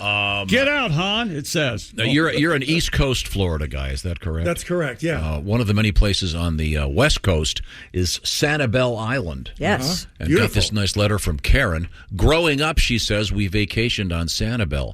My father thought it was hilarious to feed the alligators peanut butter sandwiches. That is funny. He used to joke and say it makes their mouth stick together. There is a classic photograph of me with my hand out holding a peanut butter sandwich 2 feet from an alligator's snout in the Sanibel River. Wow. I'd like to think we just didn't know the danger back then, but sometimes I think Dad was trying to get rid of me. These days, I ride my bike past the feeding spot a couple of weeks and always think of my dad. Aw. That's just so sweet. Thank you, Karen, and have a great time on beautiful Sanibel Island. Very nice. We had a story about some sad news about an alligator dragging some poor 85-year-old woman into the pond. And, Really? Not far from you, I think, because she's it was dead, outside man. of She's Palm Fort Beach. Pierce. Way dead. Whoa. Yeah. she died. What happened? She got too close to the water. No, her dog was too close, and the alligator attacked the dog, and Grabbed stepped her foot and pulled her in. Wow. Whole thing's awful. So be careful out there. I'm all tuned up. I know. It was in Fort Pierce. I'm going to have an airboat. I'm good. He's alligator ready.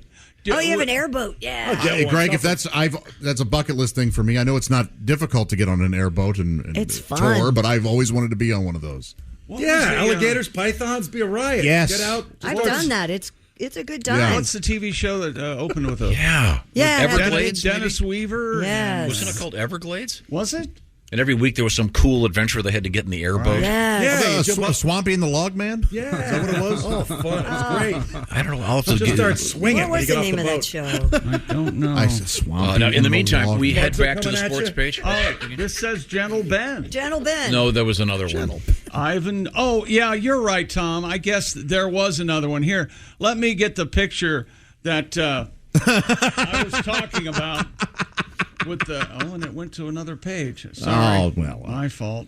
We were talking about, while Chick finds that, English setters earlier and how they've got very unusual markings, gorgeous, sweet dogs. Pat Godwin and I were having a conversation last week, and he pulled, we like to say Griswoldisms. Yes. When somebody forgets a phrase or a word and they use something else. Well, he was talking, he goes, hey, yeah, it was one of those dogs, oh boy, what are the dogs with the dots? Yeah. So Dalmatians will forever be known as dogs with the dots. And a fire truck. Yeah, that's it. Gentle Ben. Yeah, but there was another show before Gentle Ben. Huh. I don't know, man. We're looking at visual proof. No. I'm not denying How many? that Gentle Ben had a... How many fan boat TV shows were there? Starring Dennis Weaver. Really? There's one before that. Okay. That's the one that had Christy, I've lost the will to live. Ron Howard's brother, Clint, in it. Is that correct? Gentle Ben, yes. Yeah, Clint's in that one. Yeah. Okay, I was talking about the one prior to that. I love dogs. Don't care for dog tricks. No, what don't you like about dog tricks? Do you like, you want to see a trick with a dog? Do you enjoy that? Like right away, are you happy when that happens? Or you're like, oh man, here we go. I get a kick out of it. You do? Come on. The dog's sitting there staring at you with a milk bone on his nose. Yeah. Wait for the guy to snap his fingers or whatever, and the milk bone flies off his face, and dog doesn't catch it. Oh, he normally does it. The whole thing stinks. Or when they say, my dog can count. I had a guy, my dog can count to 10. Oh, that's fascinating. Yeah. Yeah, and he signals the dog, and he starts barking. And when he gets to 10, he shoves a milk bone in his mouth. Doug was going to bark to 400. Fooling nobody. God, I hate it when Tom's right. The Everglades, 1961, one season. I'm sorry. Of course Dennis Weaver in it? No, it was Ron Hayes. I would give anything if it said before that, Dennis Weaver lookalike Ron Hayes. You're the one that brought up It Dennis says Weaver. Guess Burt Reynolds was in this show. And one of the stars was Victor Buono. And Remember that? Don He Wells. played King Tut on the Batman. Yes, he's terrific. He is great. You know, Burt Reynolds was Dan August. He was I don't know if he was a cop or a private investigator on ABC when I was a kid. Yeah. The Everglades was, like you said, 1961. Uh-huh. Wow. It's in black and white. You remember that show, Greg Hahn? I don't remember that show. Me I either. Batman. Did we mention that? Did you watch Batman as a Yeah, kid? it's great, sure. Who was your favorite Bat villain? I don't know. Wasn't the green or something? Some guy. Sure, the green one. Yeah. The Joker? The Riddler? The Riddler. The The Joker. Yeah, the Riddler. Yeah. The Riddler was Frank Gorshin.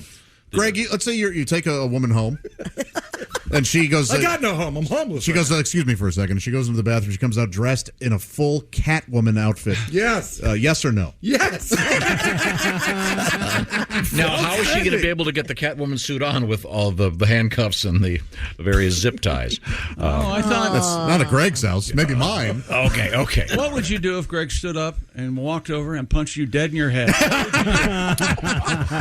Clunk. It might fix your head. After our standing ovation, what would you do? What if you took a lady home, a very fine, lovely woman, and you said, you want to watch Batman? Right. From the 60s? And she goes, yeah, I love Batman. Yeah. Right? Great. Beautiful girl. Beautiful woman. Let's say you take a woman home. She goes, excuse me for a second. She goes in the bathroom, comes out, full Abraham Lincoln costume. From Green light! I love history. You're about to get another shot to the head. Turn around, baby. I'm about This to one score. this one might kill you. I'm going to score 4 times. You know what I'm saying? 4 score and 7 inches years ago. Don't you think 7 inches. Don't you think doggy style was the original position to have sex in for people? Don't you think? Absolutely. Oh, you mean cavemen people? Yeah. I don't know how you would prove that. Oog and I mean, maybe they saw the animals. Yeah, they would have to. Yeah. The animals aren't face to face. And then there was a group of people who went around teaching that there was another move out there. What were they called? Remember what missionaries. And they let everyone know. And then the missionaries, they sort of carved the path for the cowgirls that came later on. And some of those cowgirls rode their horses backwards. What they call that? Wow, we've solved a lot of problems. They called this that morning. dog with dots. And, Slip that car into reverse and woo! Oh. So you sold your condo in California. I sold it. Heartbreaking. I'm out of there, though. Goodbye. Now, did you buy a new condo? No, I got to in decide. You guys can help me decide. Do I want a condo on the ocean, intercoastal? Do I want a house with a pool, and live next to the Mary and Dick Schlepp? Or do I want to be a jazzbo and be on the ocean? I'll tell you what, the Schlepps are good people. They're quiet, generous. When he grills out and he has extras, he brings it to you. Yeah. Oh. Dick Schlepp? Boy, if you have to schlep that. Yeah, well, that is Congratulations. one monster you've got in your trousers. I gotta think this through because when I come to Florida next time, I'm going to stay at your house. Yeah, you are. Absolutely. You gotta have a pool. I think You gotta have a House pool. with pool? I want a house with pool? House with pool. Well, No, you you get want a ocean. condo with a pool, I'm with right? Tom. Condo with pool? On the ocean. On the ocean. Ocean. What about when the elevator breaks and they need a new roof in the seawall and boom, $70,000 Yeah, that assessment? sucks. Insurance. No. He's stuck in a boat. No, you got to buck up. You just buck up. He's talking about the Hey, HOAs. knock, knock. Who's there? Buy us a car. Boom. You can just You're write right. the check. You got it. Maybe I'll just do it. That's like 2 corporates for you. Really? I got to up my price. We'll find out about your new. So, are you living House in a with a hotel pool right would be now? good. Yeah, just the road. I just do the road. Stay with my brother. Stay in the family house sometimes. Better known as Mom. Now, when you stay with your I mom, go down there and I buzz all around my realtor, make her crazy. when you stay with your mom, do you get out the drum set? Yeah, I got the drum set in the living room. Ping pong table and drum set both in the living room. Nice. Oh. Kid you She not. loves that. Your mom must love that. Yeah, she does. She does actually. I've had a headache for weeks. Now, does she call you some pet name or Gregory? What is she calling me? Just Greg? Greg? She says, the screen door and back, I left it unlocked, so don't wander out.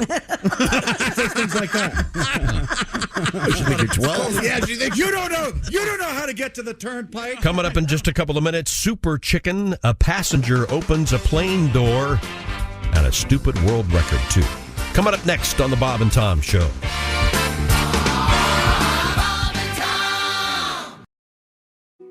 This episode is brought to you by Coffee Mate.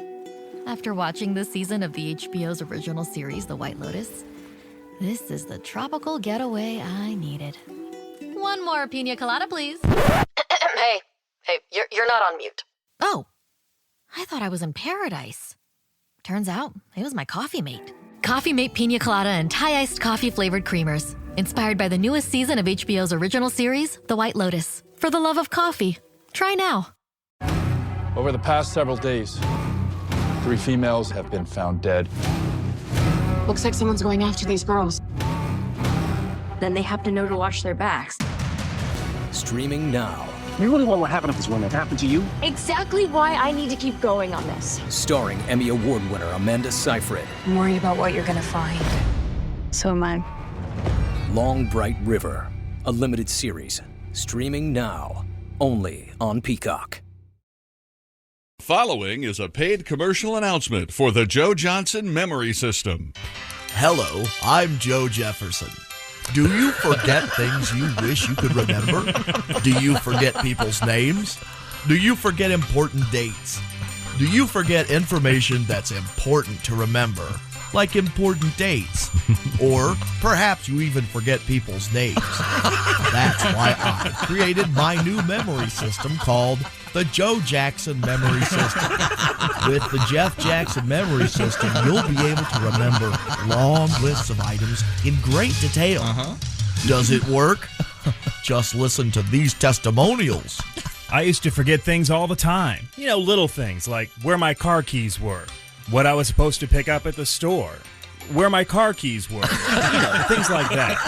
Then I tried the Jerry Johnson Memory System, and now I can even remember the names of everyone in my household. Thanks, Jack. Man, my memory was the worst. I couldn't even remember what I heard just a couple of minutes ago. And then I tried the John Johnson Memory System, and wow, what a difference. My memory used to be the worst. Do you know there was a time when I couldn't even remember what I heard just a couple of minutes ago? Thanks, Jerome. Yes, with the Johnny Jasper Memory System, you'll never forget anything important ever again. To order this Jake Jensen Memory System, just call 1-888. That's 1-800. Again, 1-877-5. 1-888-5. Or no, it's an 800 number. Oh yes, that's 1-888-352-4QML. The Jackie Jackson Memory System costs only $19.95. That's right, just $29.95. Call today, and we'll also include at no extra charge a notepad that you could use to write things down.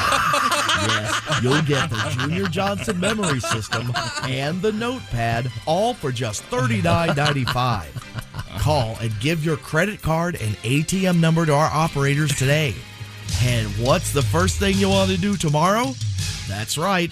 Call and give our operators your credit card. And don't forget to do what it was that I told you to do earlier involving the thing I was talking about. Your memory will improve, or my name isn't Jim Johansson. Okay, Mr. Jenkins, that's a tape. Good. I've got kind of a busy day ahead of me. I have to go record a commercial for my memory system.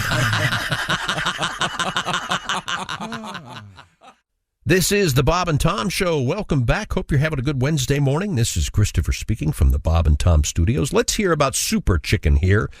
Plus a stupid world record coming up in this segment, and a passenger apparently tries to open a plane door again. Chrissy Lee at the news desk. Don't introduce Josh. Why? There's Pat Godwin. I'm just getting ready for people to be used to him not being here. Performance room. There's Ace Cosby. There's Willie Griswold. Hey, Josh goes, I go. I'm Chick McGee. What did I do? And here's Tom Griswold. You were the one that was late back. No, Josh. When you hired me, you knew I was impish. Josh is getting Christy really angry. What does impish mean? Like an imp. I'll cause trouble. Like an imp. No, like Mr. Clefistofist. Remember the guy? There's that Jay-Z song, Big Impin'. I love that one. You knew it was a dangerous job when you took it, Josh. You know who said that first. When you find yourself in danger, when you're threatened by a stranger, when it looks like you will take a licking, there is someone waiting who will hurry up and rescue you. Just call for Super Chicken. But if you're afraid, you'll have to overlook it. Besides, you knew the job was dangerous when you took it. He will drink the super sauce and throw the bad guys for a loss, and he will bring them in alive and kicking. There is one thing you should learn when there is no one else to turn to. Call for Super Chicken. Call for Super Chicken. Doesn't that make you feel good? Yes. Was that a funny show? Hilarious. It was okay. What was it? Super Don't listen to Chicken? him. Tom Slick. Tom Slick, George of the Jungle. Yeah, they were all okay. That was the Rocky and Bullwinkle stable, right? Yeah. Yeah. Rocky and Bullwinkle was genius. They were way ahead of their time. I mean, just all about sort of 50s era You've heard nuclear Bullwinkle. paranoia. Which is very, very valid, by the way. You've heard Bullwinkle in Poetry's Corner and My Little Pussy. You've heard that. Hilarious. Yeah, it's very fun. Yeah, but an imp. Did you ever read Superman comics? Remember the little? No, I'm a girl. The so-called imp. Not that there's anything wrong with that. But Remember you had to say his name backwards. An imp? But didn't to get him to go back to his home planet or whatever? To go back to his dimension. Yeah. To me, an imp is just a small person. Did you have a name for him, by the way? An ornery small Because it was person. kind of a non-pronounceable name, and you had to say it backwards. No, I never read that in the comics. I'm only aware of the character. Oh, okay. A small, mischievous devil or sprite. I used to call him Mr. Clefistofist. Do you know how much? Seriously, because it was like you couldn't really pronounce it. So that, of course, reminded me of Mr. Fister. Oh, Mr. Fister. I am going to blow Josh's mind, I bet. All You know right. how much comic book cost when Tom and I were kids? How much? Josh? A nickel? 12 cents. Oh, okay. 12 cents for The only comic book I ever got was Archie. Could you be any more of a stereotype? What does that mean? All right, I like Archie. I liked Archie. School and I would get mad. Paper dolls. I would buy Mad Magazine. Oh, the best. And then I got the EC comics, the reissues of those, the Tales from the Crypt. We need to move forward. I here. was done talking. I know it was just so boring that I wanted to. Just did the thing where we're talking about this because we're answering your question. Shut up and up. Now, we were talking about the fact that you and your brothers never played sword fights. No, we didn't. With urine. Got a nice letter. You're got a weird. nice letter from Debbie. Son suspended in kindergarten for being involved in a pissing contest during recess. They were shooting into a bottle. By the way, the kid who organized the event turned everybody in. Oh, what a rat. Inside job. That. What? In kindergarten. They were shooting inside of a bottle. That's weird. Like, I wonder if it was sitting down on the ground, and so they were trying to aim and get into it. Like the monitor for recess that day. yeah. Well, you go around the corner. He was taking bets on which kid could get the most in there. Yes. and video. All right. Who's bet action on Themi? Yeah.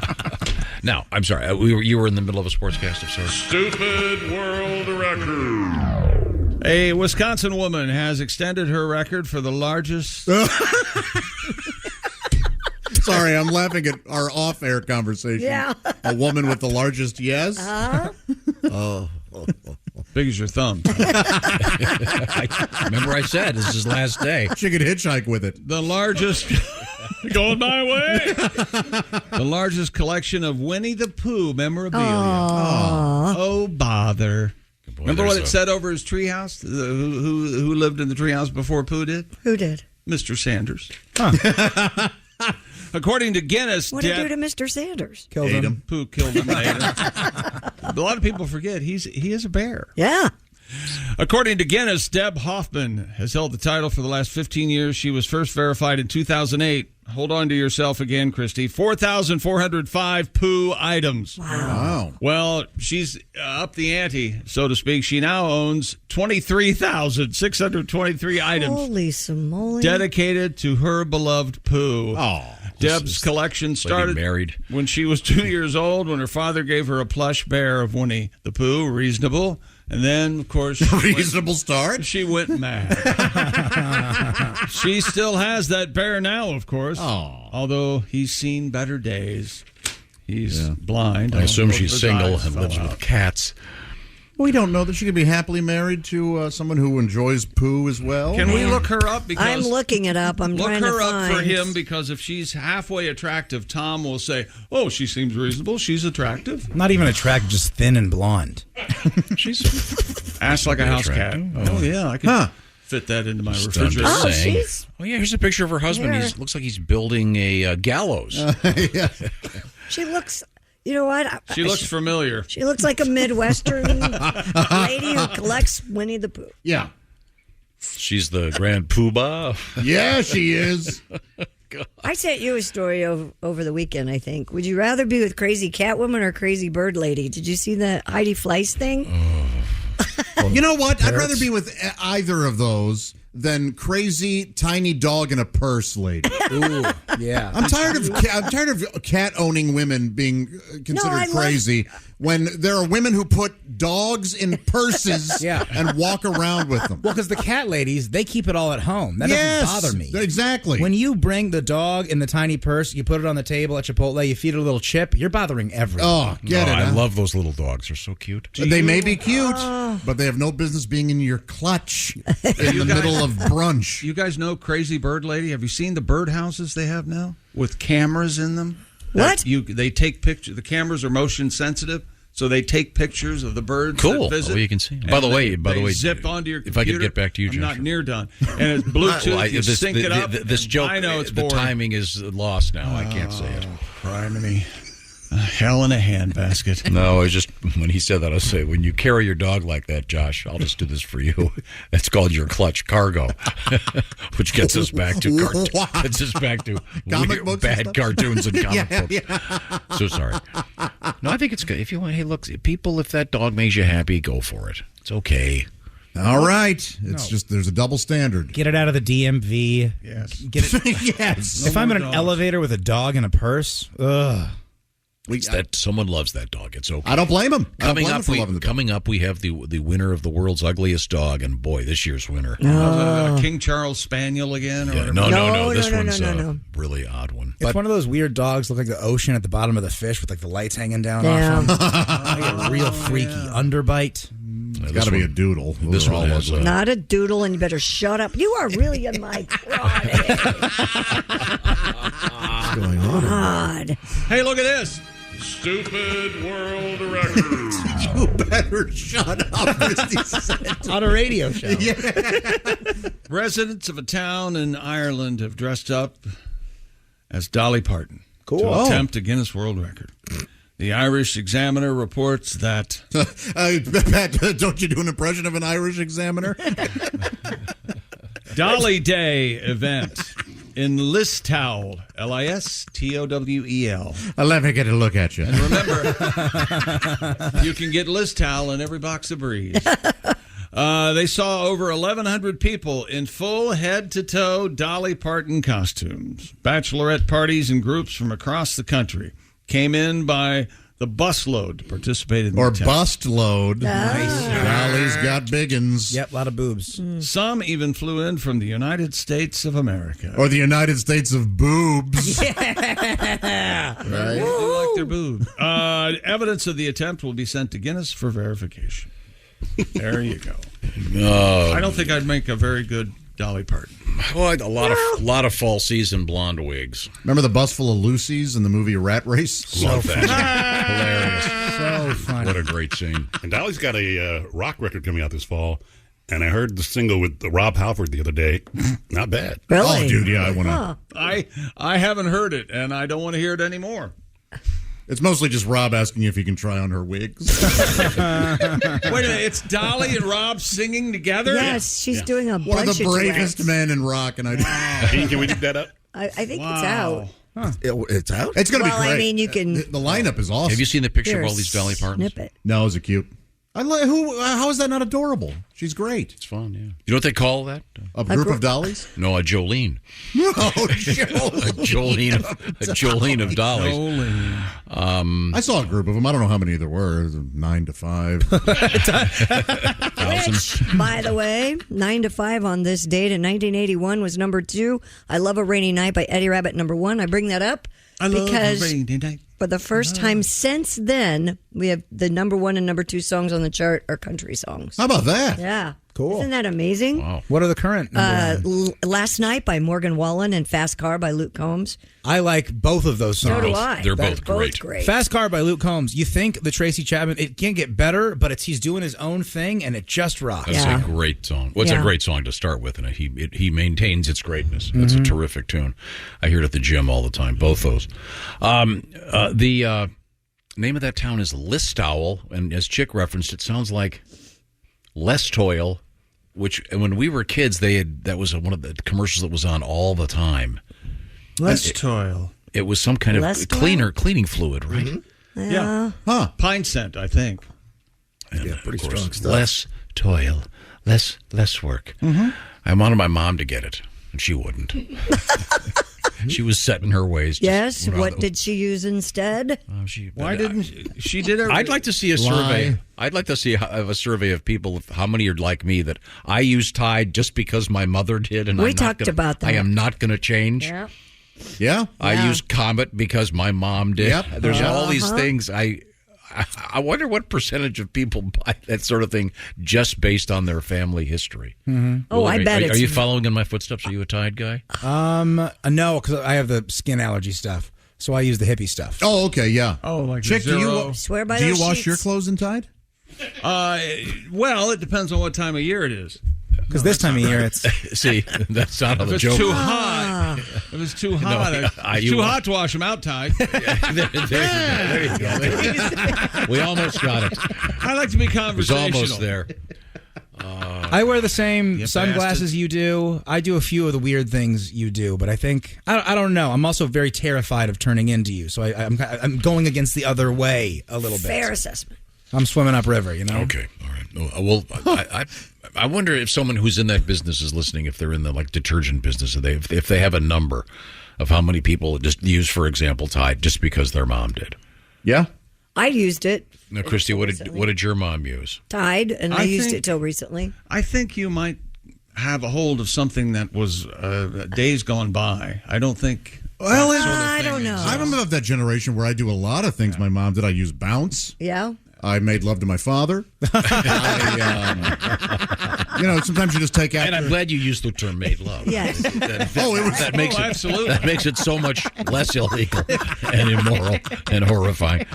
Now, let me ask you this: toothpaste I use because my mom did. Let me ask you this: I bought for quite a while. In fact, I'm still loyal to the car brand that my mom always had.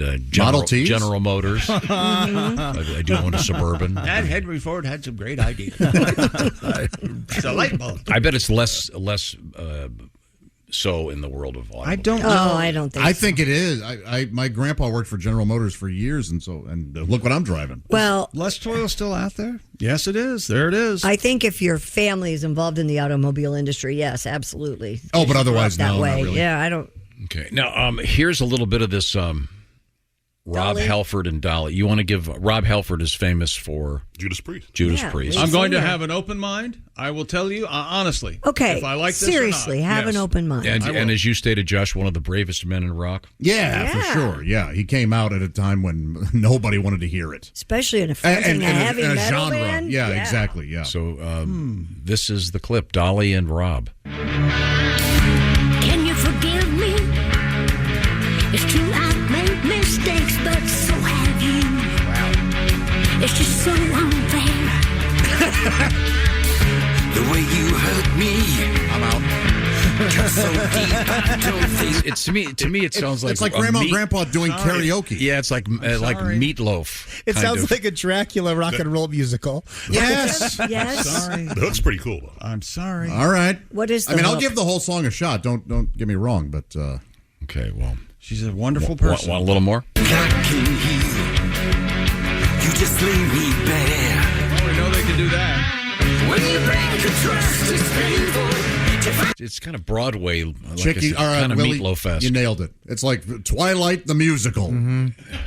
Yeah. No. Well, I mean, contextually, it might be a little better if you sort of get the whole thing. Yeah, right. I'll give it a shot. But that guitar, that Remember riffs, didn't we slow down Dolly Parton one Jolene, morning? yeah, it sounded great. And it sounded like Tracy Chapman. It sounded cool as very, hell. very good. Yeah. What else you got, Christy? A dozen people were injured on an Asiana Airlines flight after a passenger opened the plane's emergency exit door during flight. Anybody got a light? The plane with 194 people on board was heading to the South Korean city of, is it Daegu, when the incident occurred. Daegu by you. South Korea's transport ministry said some passengers tried to stop the person who was able to partially open the door, causing air to blast inside the cabin. The person was detained Wouldn't it have been funny if someone, just by chance, right at that moment, had reached up and twisted that little vent? Yes. And all of a sudden, there's 300-mile-an-hour winds. My bad. Just want a little air. And what did you do? Oh, yeah. How is that even possible? I don't know. The person was detained by airport police on suspicion of violating the aviation security law. One guy he has a very important speech to give, and he just got his file cards in order. All right, all set. Yeah, I've got it. I don't know, maybe if the Wi-Fi was free, people wouldn't do stuff like that. Tom? I love the song. Someone opened up the door. Somebody's crazy as hell. Who the hell opened up the door? Somebody could have fell. Do me a favor. Yeah. Close the door and tie him up. Tie that. We're coming right back with more of the Bob and Tom Show. Comedian Ryan Singer is coming up. You don't want to miss that. Come on back. This is the Bob and Tom Show.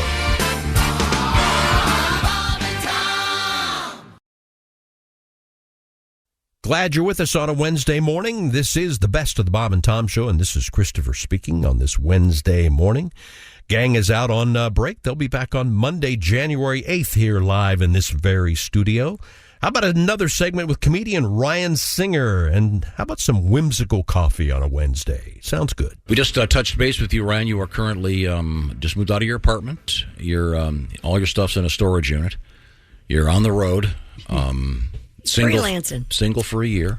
Yeah. Last year when I was here, it was me and Al, our breakups almost synced up. Oh, wow.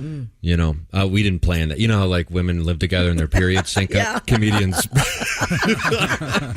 breakup sync. But this year I got a slightly larger storage unit because, you know, I'm doing better. Yeah. Than I was last year. So I'm on the float on purpose this year. You know, as opposed to being like, you know, politely asked to leave. Oh, did you hear that, Tom? He's on the float. I like that. That's nice. Okay. That means you're without housing? That means I'm without housing and I am free to have, you know what I just discovered? The creamsicle float. Oh. It's vanilla bean ice cream with orange crush soda. How about that? Oh my God, it's summertime. It's the perfect time to have ice cream in all forms. Yeah. I agree. You know, Ryan's a big milkshake guy. Love Loves a milkshake. Loves a milkshake. Yeah. Oh my God. It is, you know what, there's a new joint that opened up in my hometown. I was just visiting some family. I got to see my mom. My mom, by the way, her name is Karen. Hi, Karen. Mm-hmm.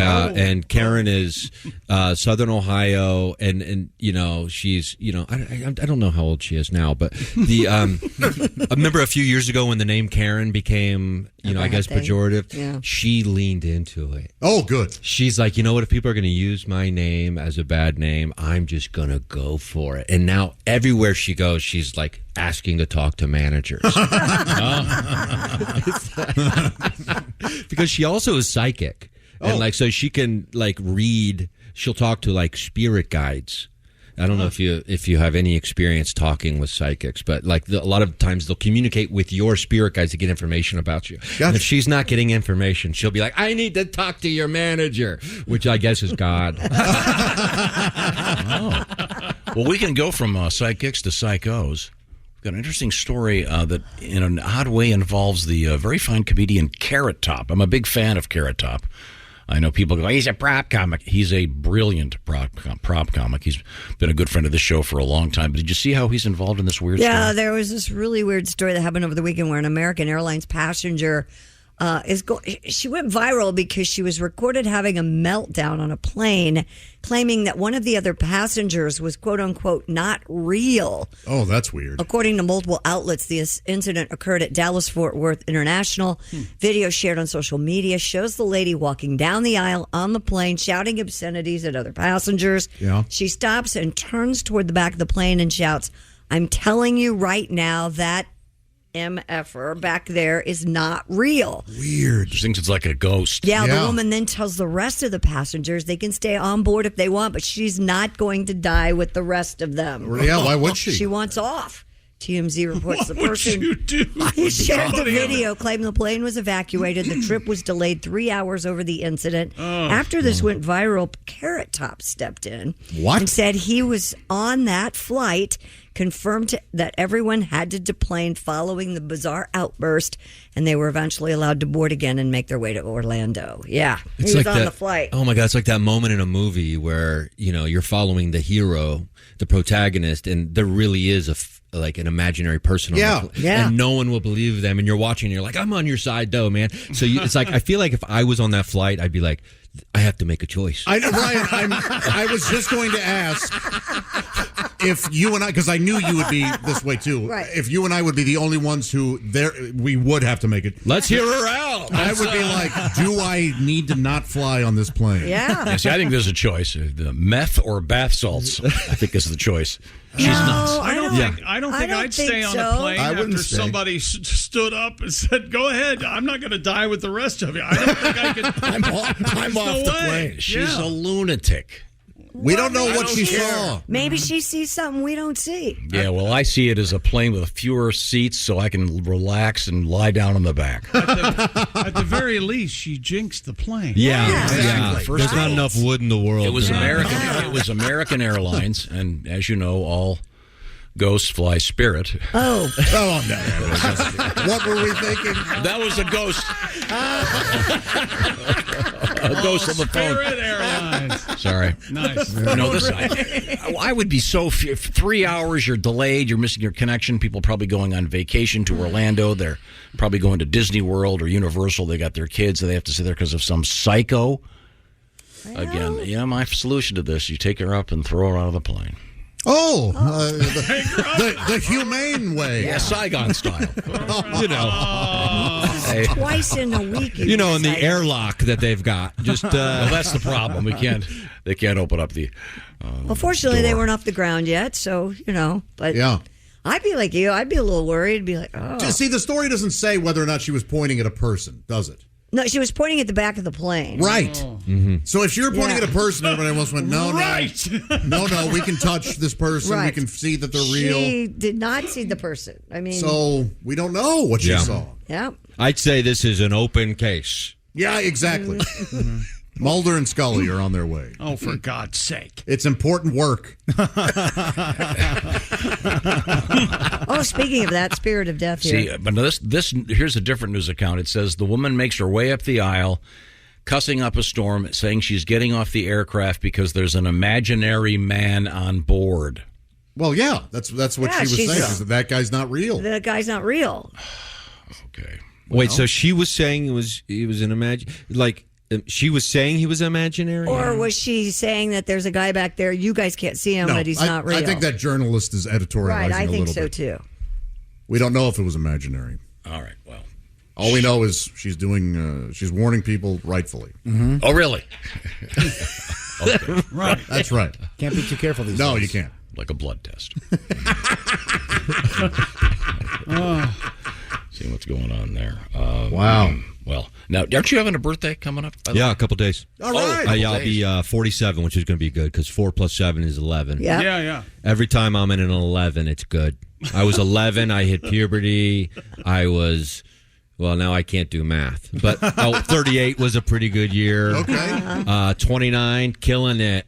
So 47 going to be great. Good. Yeah. So I'm learning that I'm I'm never the smartest guy in the room. And I'd like to think I'm never the dumbest person in the room, but that's exactly what the dumbest person in the room would say. But I believe in completely stupid things. I mean, not the ghost stuff. That's very valid. But, yes, thank you.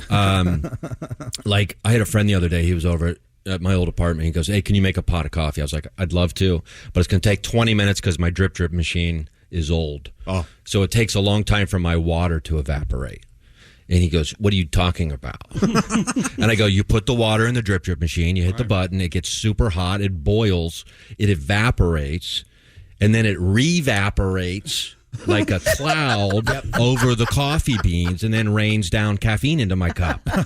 And he goes, "You think the water evaporates?" And I go, "Yeah, how else does it get into my cuppy cup?" Yeah. And he goes, "It gets warmed up." "Are you stupid?" And I go, "Am I stupid or am I just whimsical?" Yes, it's fair. Like, what world do you want to live in? I think you have to ask yourself, like, do I want to live in a world where there's a boring coffee maker and some tasteless water gets passed through a generic heating device into my coffee maker? Or do I want to live in a world where there's like a DMT elf inside my coffee maker using like a hand crank water mill? Like, if you read the magical incantation from this grimoire, we can unlock the prism fractal world and extract the elixir known as caffeine. Ryan is sleepy and thirsty. Yes. That sounds good. Well, thank you very much. I like that Ryan world. Singer is our barista in the world of magic coffee. How's that song coming, Pat? Pretty good. Now, once again, the state of Pennsylvania is trying to get a new state song. You've been working on an original? Yeah, yeah. Let's hear it. Josh, can you help me? Here's the horn part. I'd be happy to. Here we go. That's good.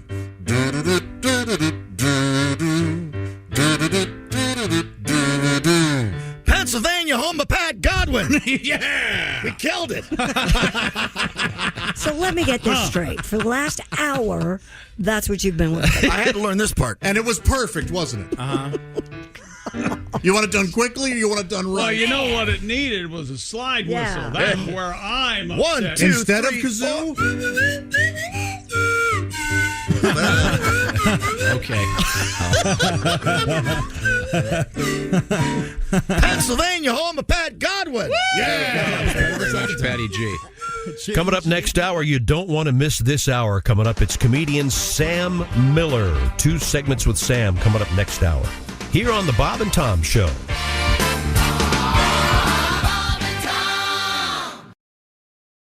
This is a message from sponsor Intuit TurboTax. Taxes was getting frustrated by your forms. Now, Taxes is uploading your forms with a snap, and a TurboTax expert will do your taxes for you. One who's backed by the latest tech, which cross-checks millions of data points for absolute accuracy, all of which makes it easy for you to get the most money back, guaranteed. Get an expert now at TurboTax.com. Only available with TurboTax Live Full Service. See guaranteed details at TurboTax.com/guarantees. This is the Bob and Tom Show for a Wednesday morning. Welcome back. This is Christopher speaking. Hope you're having a nice one here so far. This segment has to do with Christy's house situation, which went through a little change this past year. And how about some meatballs on a Wednesday morning? We have Christy Lee, as we pointed out. She is getting married. No one knows when. That's right. We do know we do have the groom nailed down, but no date. Yeah. And I was looking for wife number 4 until we're starting to do the deep dive in what it takes to get married for the 4th time. Uh-huh. So I'm very much. It's going to take a pretty special situation. Let me tell you that. Is it? Yeah. A big dowry, Tom. That's what I'm talking about. A hope chest, right? Yeah, a hope chest if it's full of money. Yeah, hope chest full of money. For Chick McGee, I think your finest goat you should have to trade. You should trade, a couple goats, a nice piece of some sort of vehicle that you could till the lands with. That's right. Maybe that's my calling, Tom. Out in the middle of nowhere, farming. I don't think so. Up with the chickens, bed with the cows. No.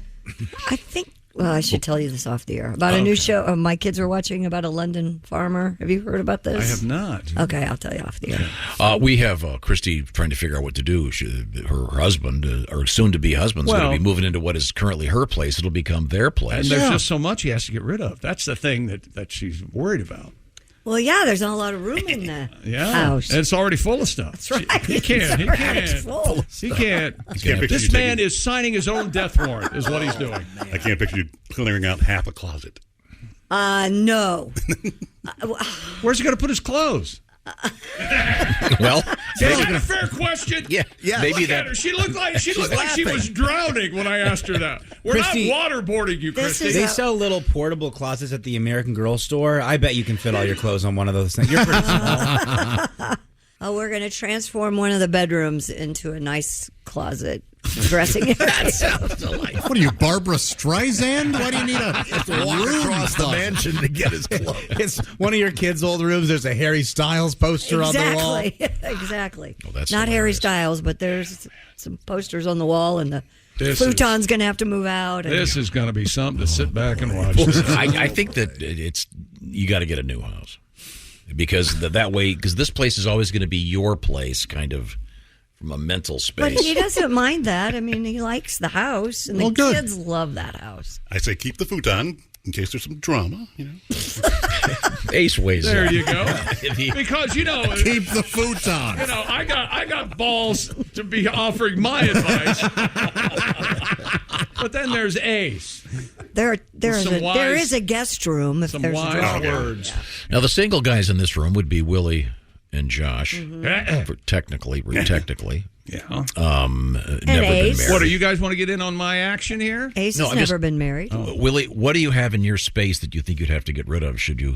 I got like some wall art, like a Cubs win thing, but I think that can stay. I've got a lot of my old posters are framed now. I think Famous that can last stay. words. I think that could stay. I think so. I don't know. I feel like I don't have that much dumb stuff. Probably the bongs. I got to get rid of at least 3 bongs, probably. How many bongs do you have? I've got like 8 devices to smoke weed out of that you use water for. I've got 2 vaporizers. I've got a lot of hand pipes. You have a volcano? I do have a volcano, yeah. I got to get rid of a lot of that stuff, I'd imagine. What are you talking about, hippie? What do you know about a volcano? I've lived a life. Is that right? I think I would like to. I would like to see. bowl? I think it'd be fun to return to Josh the hippie. I was never quite a God, you could hippie. wear overalls in here, keep growing your beard, wear overalls and no shirt. Just keep growing that beard. Get a pair of wire rims. He wants to Start turn you smoking into pot. a caricature. Yeah, I'm not Hillbilly Jim. No, you'd be Hillbilly Josh. I'd like to thank Josh because I was thinking of Hillbilly Jim, but I didn't know who it was called. What his name was.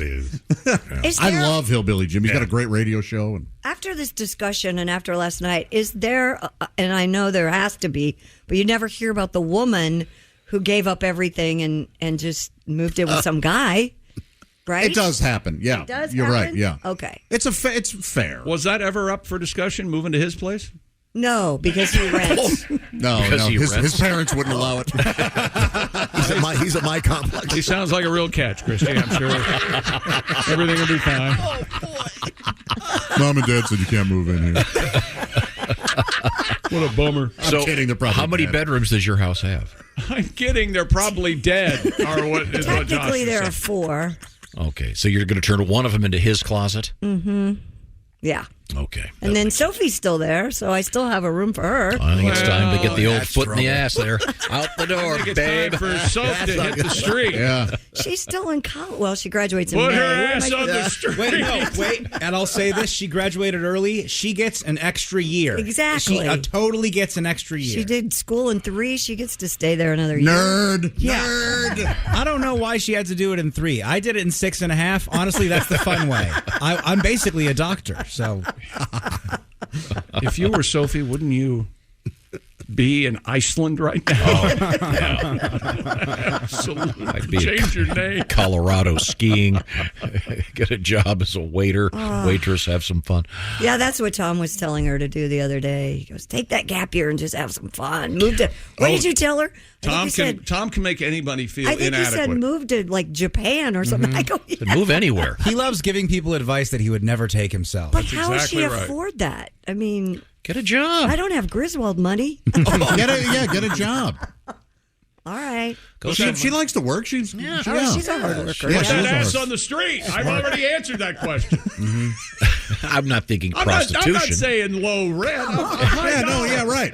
Businessman. For your senators. Asian business. Professional athletes. I don't expect her to be actually on the Your street. casino whales. Daughter. Keep her away from OnlyFans. Oh, A lot of money on the table. I'm sorry, Soph. Okay.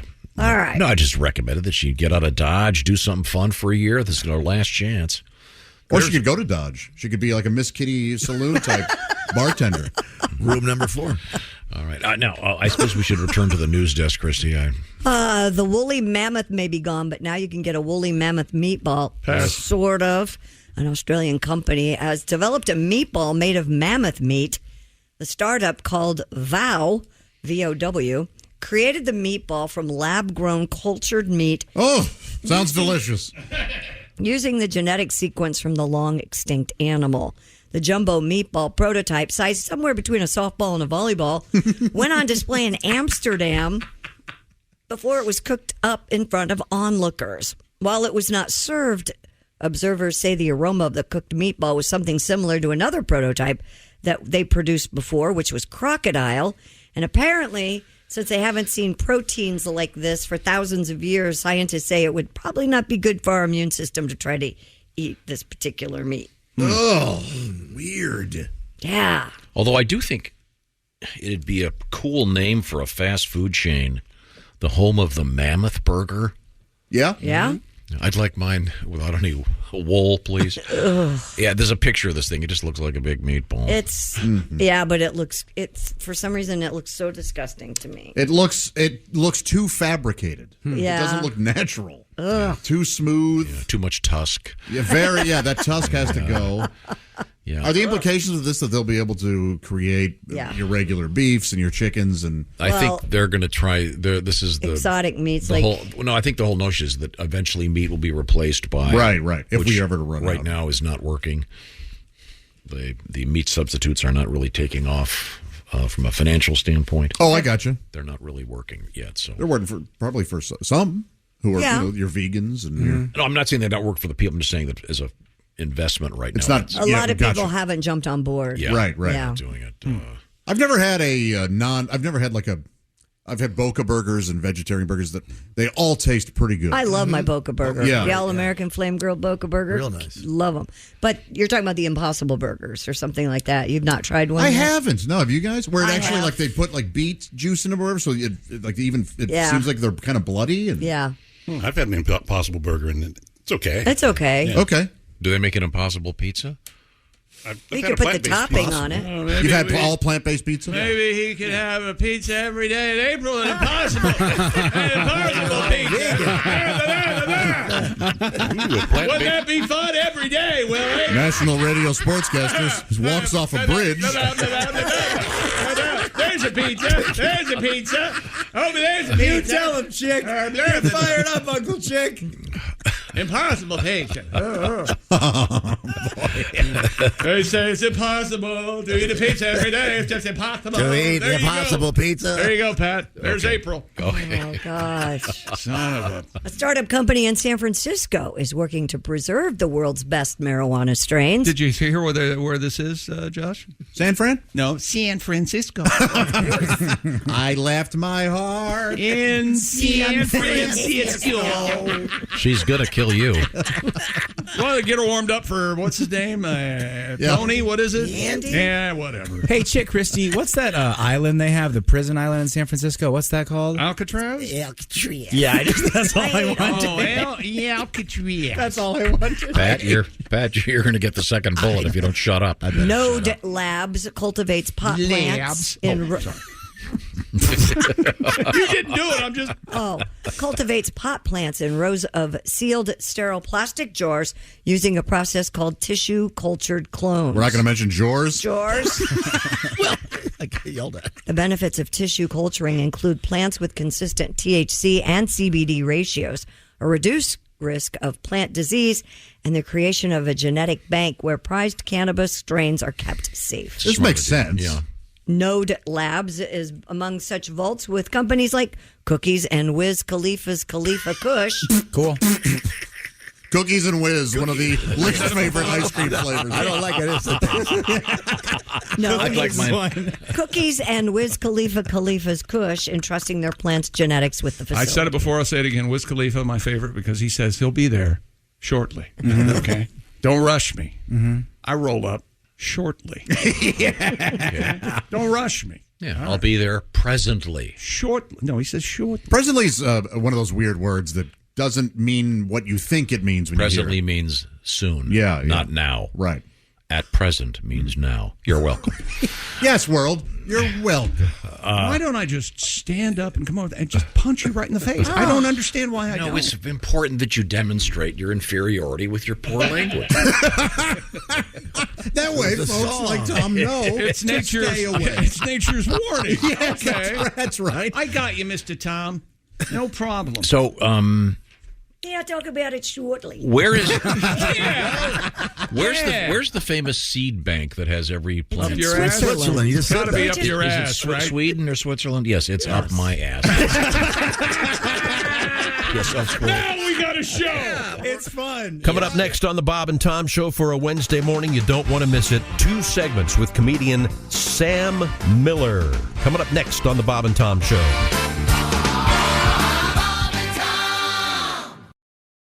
Take your plans out of the group chat and get long weekend ready in new Abercrombie. From day to night, pack new outfits for every part of your itinerary. Grabbing brunch? Throw on the A&F Mila dress. Then head to your dinner reservation in their new bubble hem mini dress. And yes, permission to overpack for pics with the girls. Abercrombie's best-selling Scarlet Squirt deserves a post in your feed. Your plans are worth it. Shop Abercrombie's new long weekend collection online or in store. This is the Bob and Tom Show. Welcome back on a Wednesday. This is Christopher speaking. We have 2 great segments to wind up today's show with comedian Sam Miller in studio. Tom, we have a very special guest in the house. We do. And he's going to be lucky to be getting some delicious burgers or steaks this morning. He is Sam Miller. Hello. Look, a guy with a hearty appetite, I'm guessing. Hello. I eat a lot of food. Hi, Sam. I get down. Already. He's got a football build, right? Yeah. I'm not trying to say anything disparaging. I mean, he looks like I'm huge. How tall are you, Sam? I'm 6'6", 360 pounds. Yeah, Whoa. big dude. Yeah, That's Big like a dude. defensive end at Alabama. Yeah, That's like 3 of me. I'm not into college, but I mean, I'd go. Sure. So. Well, it's good seeing you. Sam, how old are you? I am 40. 40. Okay, yeah. Did you just recently turn 40, or because it took? No, you a I second? turned 40 in December. They just kind of these years have really like come at me fast. You know? I don't know anything about you. I've talked to you for like 30 seconds. Married, single? I'm totally married. Oh, really? Yeah, it's intense. Is it? Yeah. I met my wife. It's funny. I actually met my wife when I was homeless. I was 4 months sober and still homeless when I met her. But I didn't tell her that. Yeah. Yeah, because that's a deal breaker. So obviously, your place or mine didn't come up. You know, she asked. She was like, "Can we go back to your place?" And I was like, me and my roommates, we're not getting along right now. And my roommates were seagulls. They are hard to get along with. Talking, taking my food. I mean, technically, if you were like in a car and she said, "Can we go back to your place?" You said, "Stop the car. We're here." Yeah. It's pretty much anywhere you. Where were you living? Like on? Were you? I lived in a lot of places. I lived in abandoned houses. I lived on a porch couch for a long time. Okay. I've lived in tents. Did the people know that you were on their porch couch? Yeah. My friend Mark. Yeah, he's he a good guy. didn't invite you inside? You didn't want me inside. I wasn't really an inside kind of guy. Especially not at night. like people have outdoor cats and indoor cats. An outdoor roommate. He's an outdoor Sam. Now, was this in a temperate climate? Where were you? No, I was in Washington State. In the summer, it's nice though. Sure, but I mean in the winter. In the winter, it got kind of hairy, but I would hide at my mom's house. My mom said I could stay at her house if I was sober. Okay. Like she had good boundaries, but I wasn't going to be sober. Yeah. So I was like, I'd rather be chilly than sober. But you're sober now. Yeah, you know what? Actually, in 5 days, I'll have 15 years sober. Oh, June Sam, 10th. that's Wait, great. June 10th. What day is it? June 9th. Oh, it's tomorrow. I'll have 15 years sober. All right. I like a guy that doesn't know how old he is and doesn't know what day it is. Well, he's out brain cells and Sure, stuff. Sobriety doesn't bring back the ones that you lost. No. Well, congratulations, man. Yeah, That's I good. take recovery really seriously, and I'm grateful. A lot of my fans that I've met are sober people. The best messages I get are other people that are like, "Hey, I quit doing meth, and I really like your jokes," and I love that. That's cool. Yeah, That's cool. So, you're married now and housed, I assume? Yeah, Okay, we that's bought. I'm a homeowner. Wow. Nice. Yeah, I So was your- even so your wife present- works? Yeah. That's keeping the dream alive. You're home full now. Yeah. I was actually president of my HOA. No way. Yeah. I didn't like it. I thought it'd be funny because I could like write jokes about it, but it was just really dumb. Tom loves HOAs. You know, usually it's some retired guy that had a crappy job that never got to boss anybody around, and now he can come over and tell people who work hard and have a lot more money than he does what to do with their front lawn. Yeah, it is. He's dead on. Did you handle money, or were you also the treasurer of the? No. I think it was mostly a ceremonial position. You were a figurehead. Well, it was weird because they'd be like, "Oh, so and so's their grass is too long," and I'm like, "It was like I just want to have like cars in my yard." Like I grew up in Spanaway, Washington, and like yard couches, tarps, but they were like, "Oh, his lawn." I'm like, "It's fine." He's only got 2 washers out there. It's no big deal. Yeah. But We're there was speaking kind with of comedian Sam Miller. Sam Miller is out there on the road, and you can find him at sammillercomedy.com. Some great clips of you online. Some really funny stuff. But you are a very big guy. Would you say 6'6"? 6'6", 360, yeah. Oh, and sober for 15 years. 15 years. Do you mind if I ask what your drink of choice was back in the day? Meth.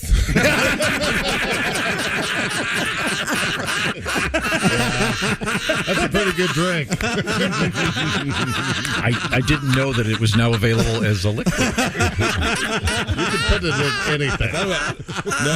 I started with weed because I heard it was a gateway drug. You wanted to work your way up. Yeah, and then it was like weed, psychedelics, alcohol, cocaine, methamphetamine, and then and it got really bad, but also it was really awesome sometimes. I don't know, But you got your head clear and you're okay now. For the most part, I mean, being a human being is like hard. Oh, man. And I take recovery really seriously, and I'm lucky. I have a wonderful family, a wonderful community, and I get to do stand-up comedy for a living now, and that's amazing. great. So you should be proud of yourself. We're proud of you, man. Yeah, I'm pretty proud of myself Yeah. most of the time. You should be. Well, you picked the right day to come because we're going to have some snacks, if you will. We got some burgers. We got some pork chops going. We're doing a special tribute today to Omaha Steaks.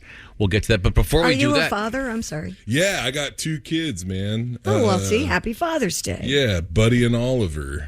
They're 12 and 10. They got big heads. It's awesome.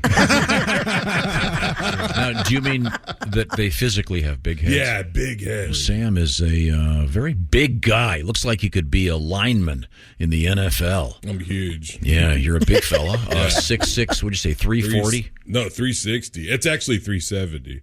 But I say 360. The treadmill, I've been doing cardio because I found out I have high cholesterol. Uh-huh. And the treadmill, it's like, how much do you weigh before I start running? And I have to lie and say 350 because that's the max weight.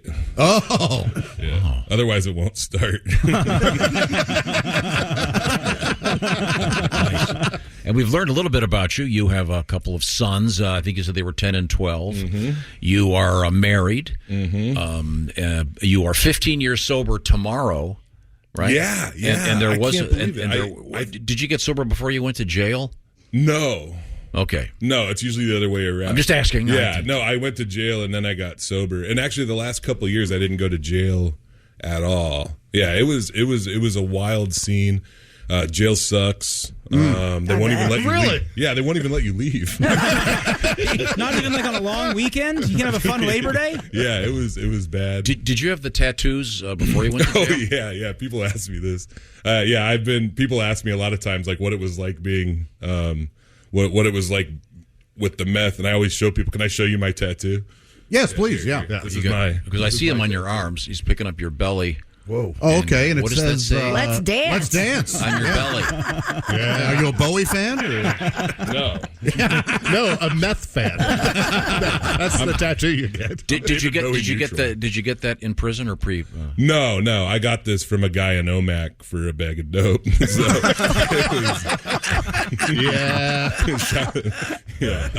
I'm confused. Yeah, I always tell folks, like, if you want to know if you have a problem with drugs or alcohol, just read your belly tattoo.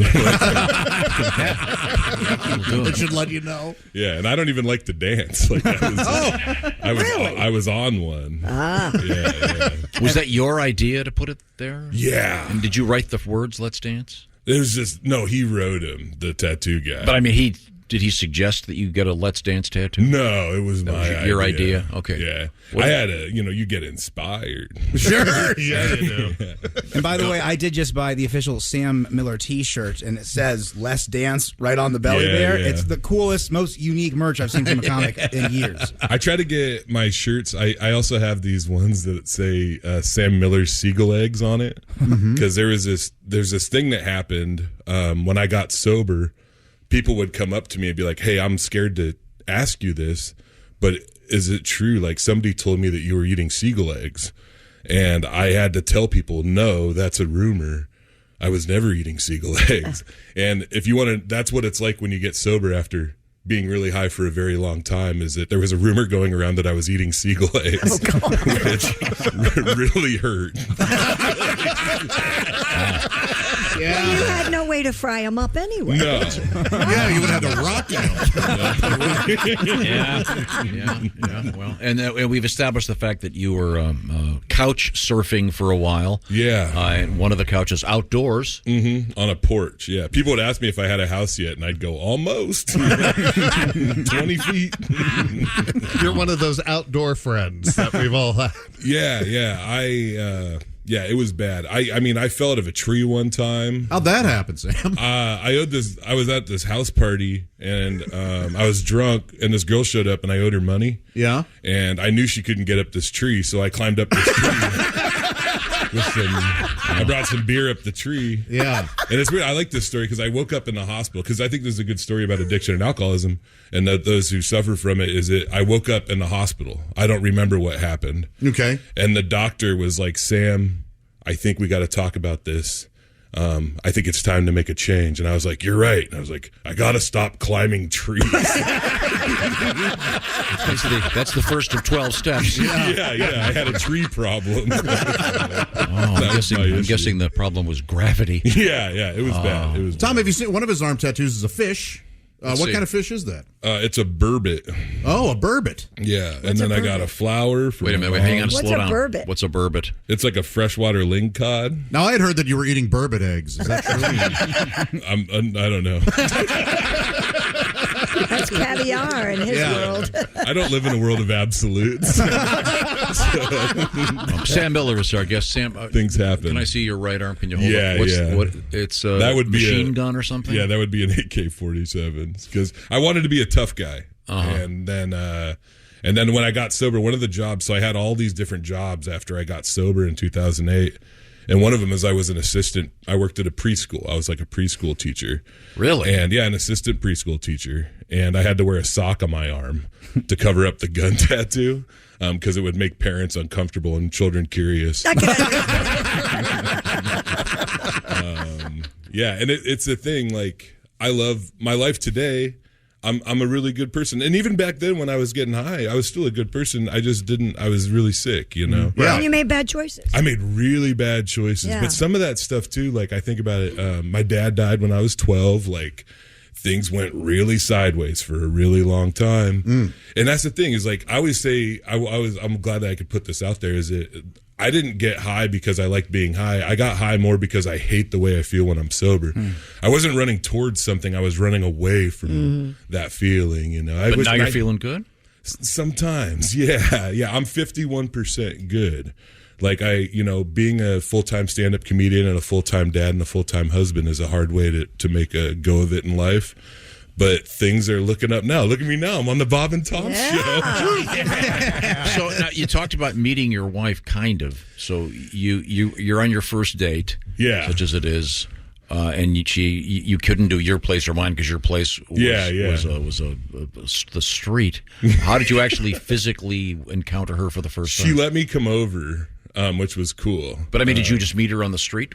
No, I was bouncing at a bar, and she came in, and she was big, and she had tattoos, and that's what I'm into. I like big women, and I like big women with tattoos. Oh. Sure. Yeah, and that makes sense, because big women have more room for tattoos. It's a wider canvas. It's just more canvas is all that is. That's what I'm talking about. Do you have a favorite one of hers? She has a tattoo of her breastfeeding when she got it after her son was born. On her arm. Is it on her arm? Okay. Yeah.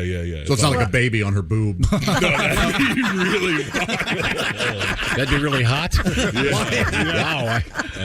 Right now, I thought we would let Sam enjoy a little bit of news with us and perhaps comment. What have you got, Christy Lee? The Supreme Court has sided with Jack Daniels in its trademark dispute with the makers of the Bad Spaniels dog toy. They have the squeaky toy, which is shaped like a Jack Daniels bottle, is part of the VIP product Silly Squeakers line of chew toys.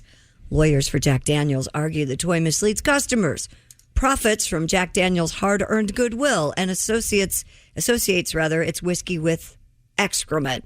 I don't get that jump. But It's because of the you've seen this the toy. It says.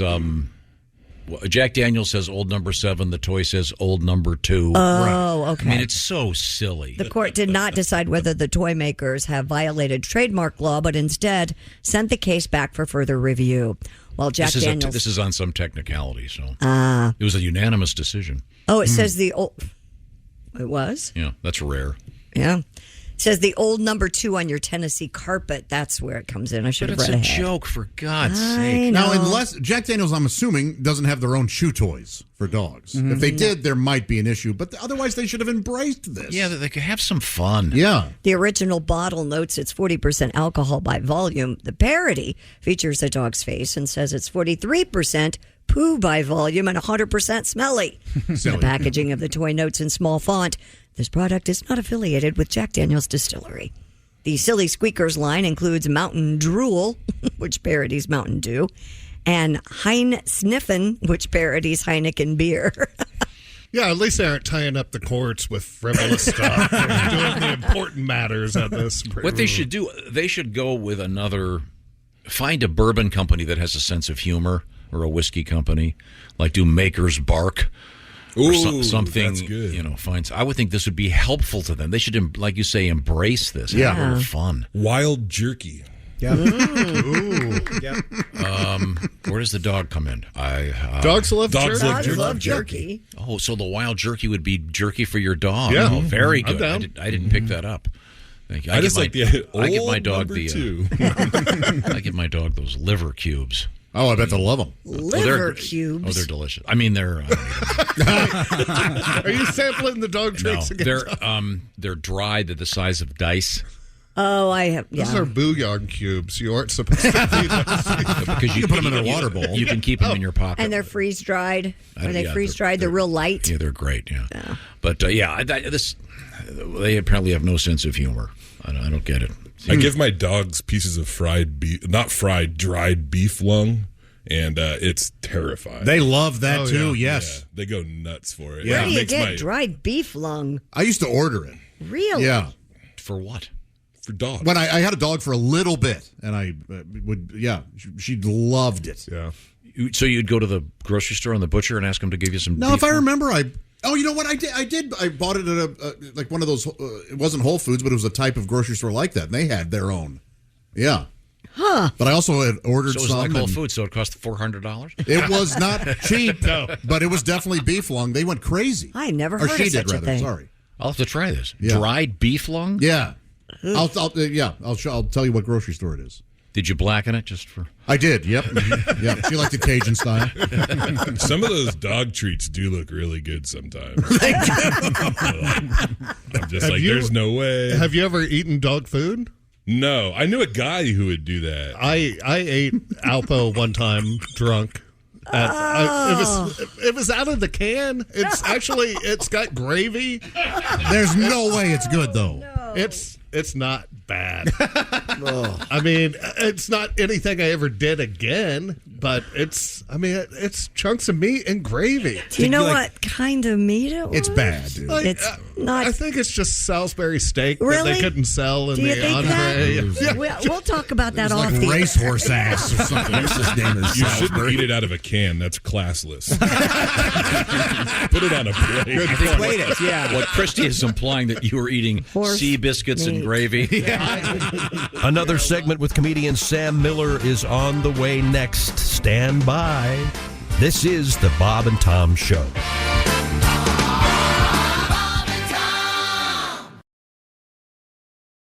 This is the Bob and Tom Show for a Wednesday morning. This is Christopher speaking. Let's wind things up here on a Wednesday with another segment from comedian Sam Miller. Sam Miller is from the Great Northwest and has an interesting background. First of all, in the foreground is your presence. You're a big fella. Huge. 6'6", 370? Yeah, I say 360, and I tell the treadmill 350. Right, okay. Oh, wow. But you're a big guy, so you're somewhat imposing right off the bat. Yeah, and I'm working on, maybe I got a little bit too big during the pandemic, so I've been kind of like trying to take better care of myself. I got the sleep apnea diagnosis. I was shocked. I was like, not me. Do you have the Air Force mask you have to wear at night? It's sick. I love it. I'm so good at CPAPing. Oh, really? Yeah, I love CPAPing. It's rad. And every morning I get a score. And I'm like, I did so good last night. So explain this to me. What kind of a score? How does it work? I got this thing. It measures like how many times I wake up, how many times like the leakage, like how much is coming out the sides of your face. No, your underwear. Yeah. Boxer shorts. Well, when you say leakage, you want to make sure Yeah, it's not not a drool factor. or a urine. Anal leakage. I was a bedwetter, so I thought I'm you- sensitive to these things. Yeah. It's not even anal leakage, isn't the topic. I'm ahead of the game. My wife is pumped. Not snoring no more. Still farting a lot, but not snoring. You know, and it's every morning I wake up and I go, wow, like this is what it was used to be like. Like you get used to it because I think the apnea gets worse over time, and it's like a frog in boiling water. And then now I wake up and I go, whoa, like hello day, you know, and I do my yoga. It's nice. Cool. Yeah. Does the machine make like a floppa sound of some sort? Mine's really quiet unless it's on my face weird, and then it starts hissing and stuff. But that's just it's a little reminder to put it back on, you know. Pat, you wear one still? Yeah. Is yours fairly quiet? It hisses a little bit. Okay. Like Sam's, yeah. Is it relaxing though? Like nice it's white noise? It's the greatest. It's What perfect. do Pat, I got to be delicate here. Say you're at an away game. Yeah. Do you bring it with? You do. That's got to be awkward. It can. How big be. is this? Like in a it's a suitcase? How big is the thing? It's like the yay big. My hands Yeah. are This is radio. 10 inches apart. So it's bigger than a football. It's about the football size of a size. headphone case. You know when you take your headphones on a plane? Because my mom has one. We just Okay. So had to move it. Okay. So when you're on the road doing comedy, like you're going to be at McCurdy's in Sarasota this summer, You take you'll with. You'll yeah. take it with you. And then you do you have have to carry water with you too? What's Distilled water. Distilled water. Yeah. You don't have to run it with the water. You can run it dry.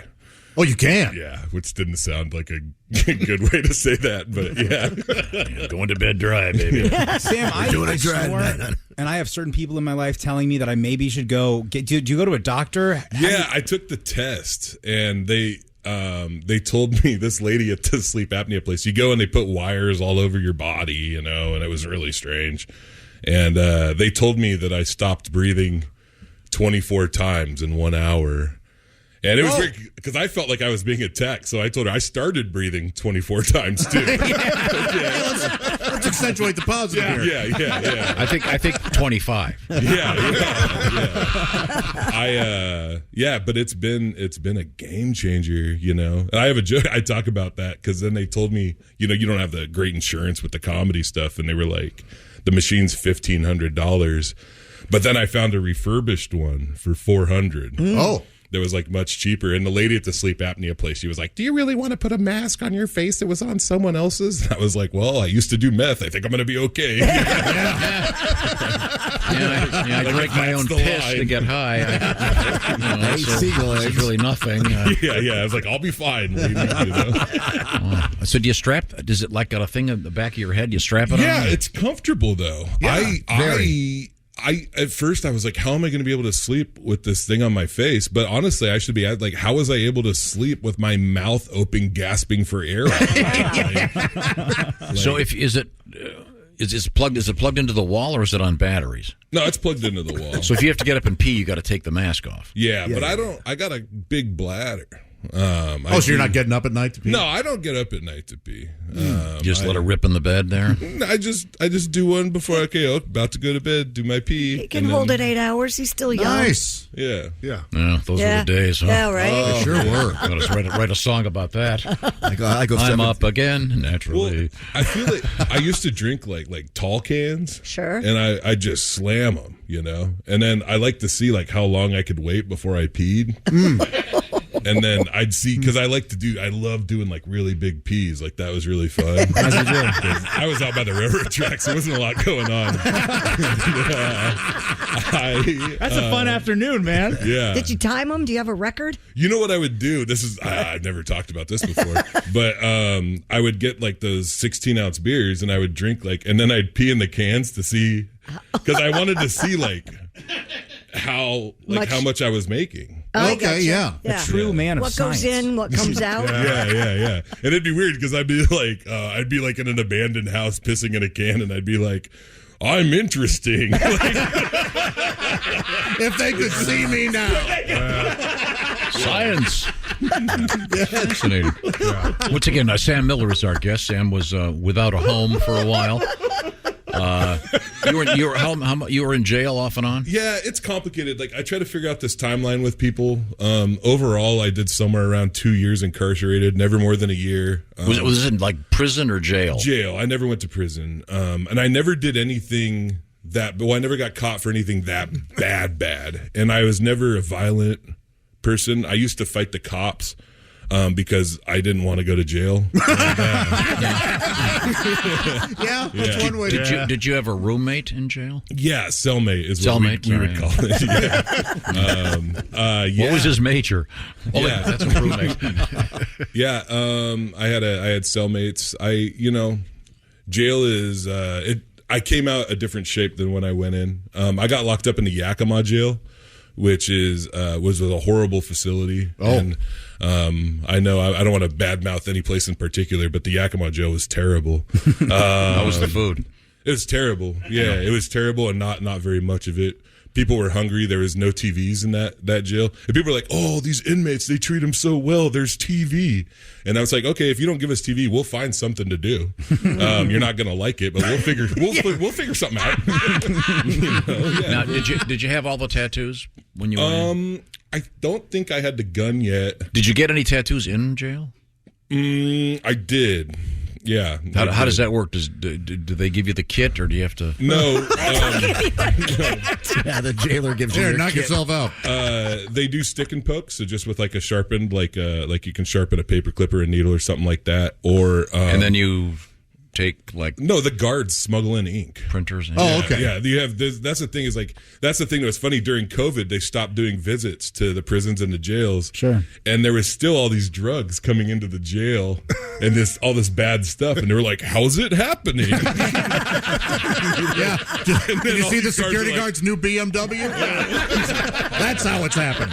Well, yeah. So there was in some of the jails I was in, there was tattoo ink that was among the contraband that was inside. Did you know what the person was going to draw on you prior to the application? What did you get, may I ask? I am not going to talk about that. This is the Bob and Tom Show. Michael Rosenbaum and his Smallville co-stars take you behind the scenes of one of the greatest shows of all time. We're going to watch every episode. Join us. It's Big Talk. You remember when I had to shave my head? Oh, I think I was angry with this one. On Smallville. Yeah, I mean, I get it. The scene you did, and this is the one that got me fired. Okay. What? Here we go. I love the excursions with me and Welling. It's everything that Superman stands for. It's Talkville. Talkville, we always talk about it. It's a great thing. The Smallville Rewatch Podcast. Follow and listen on your favorite platform.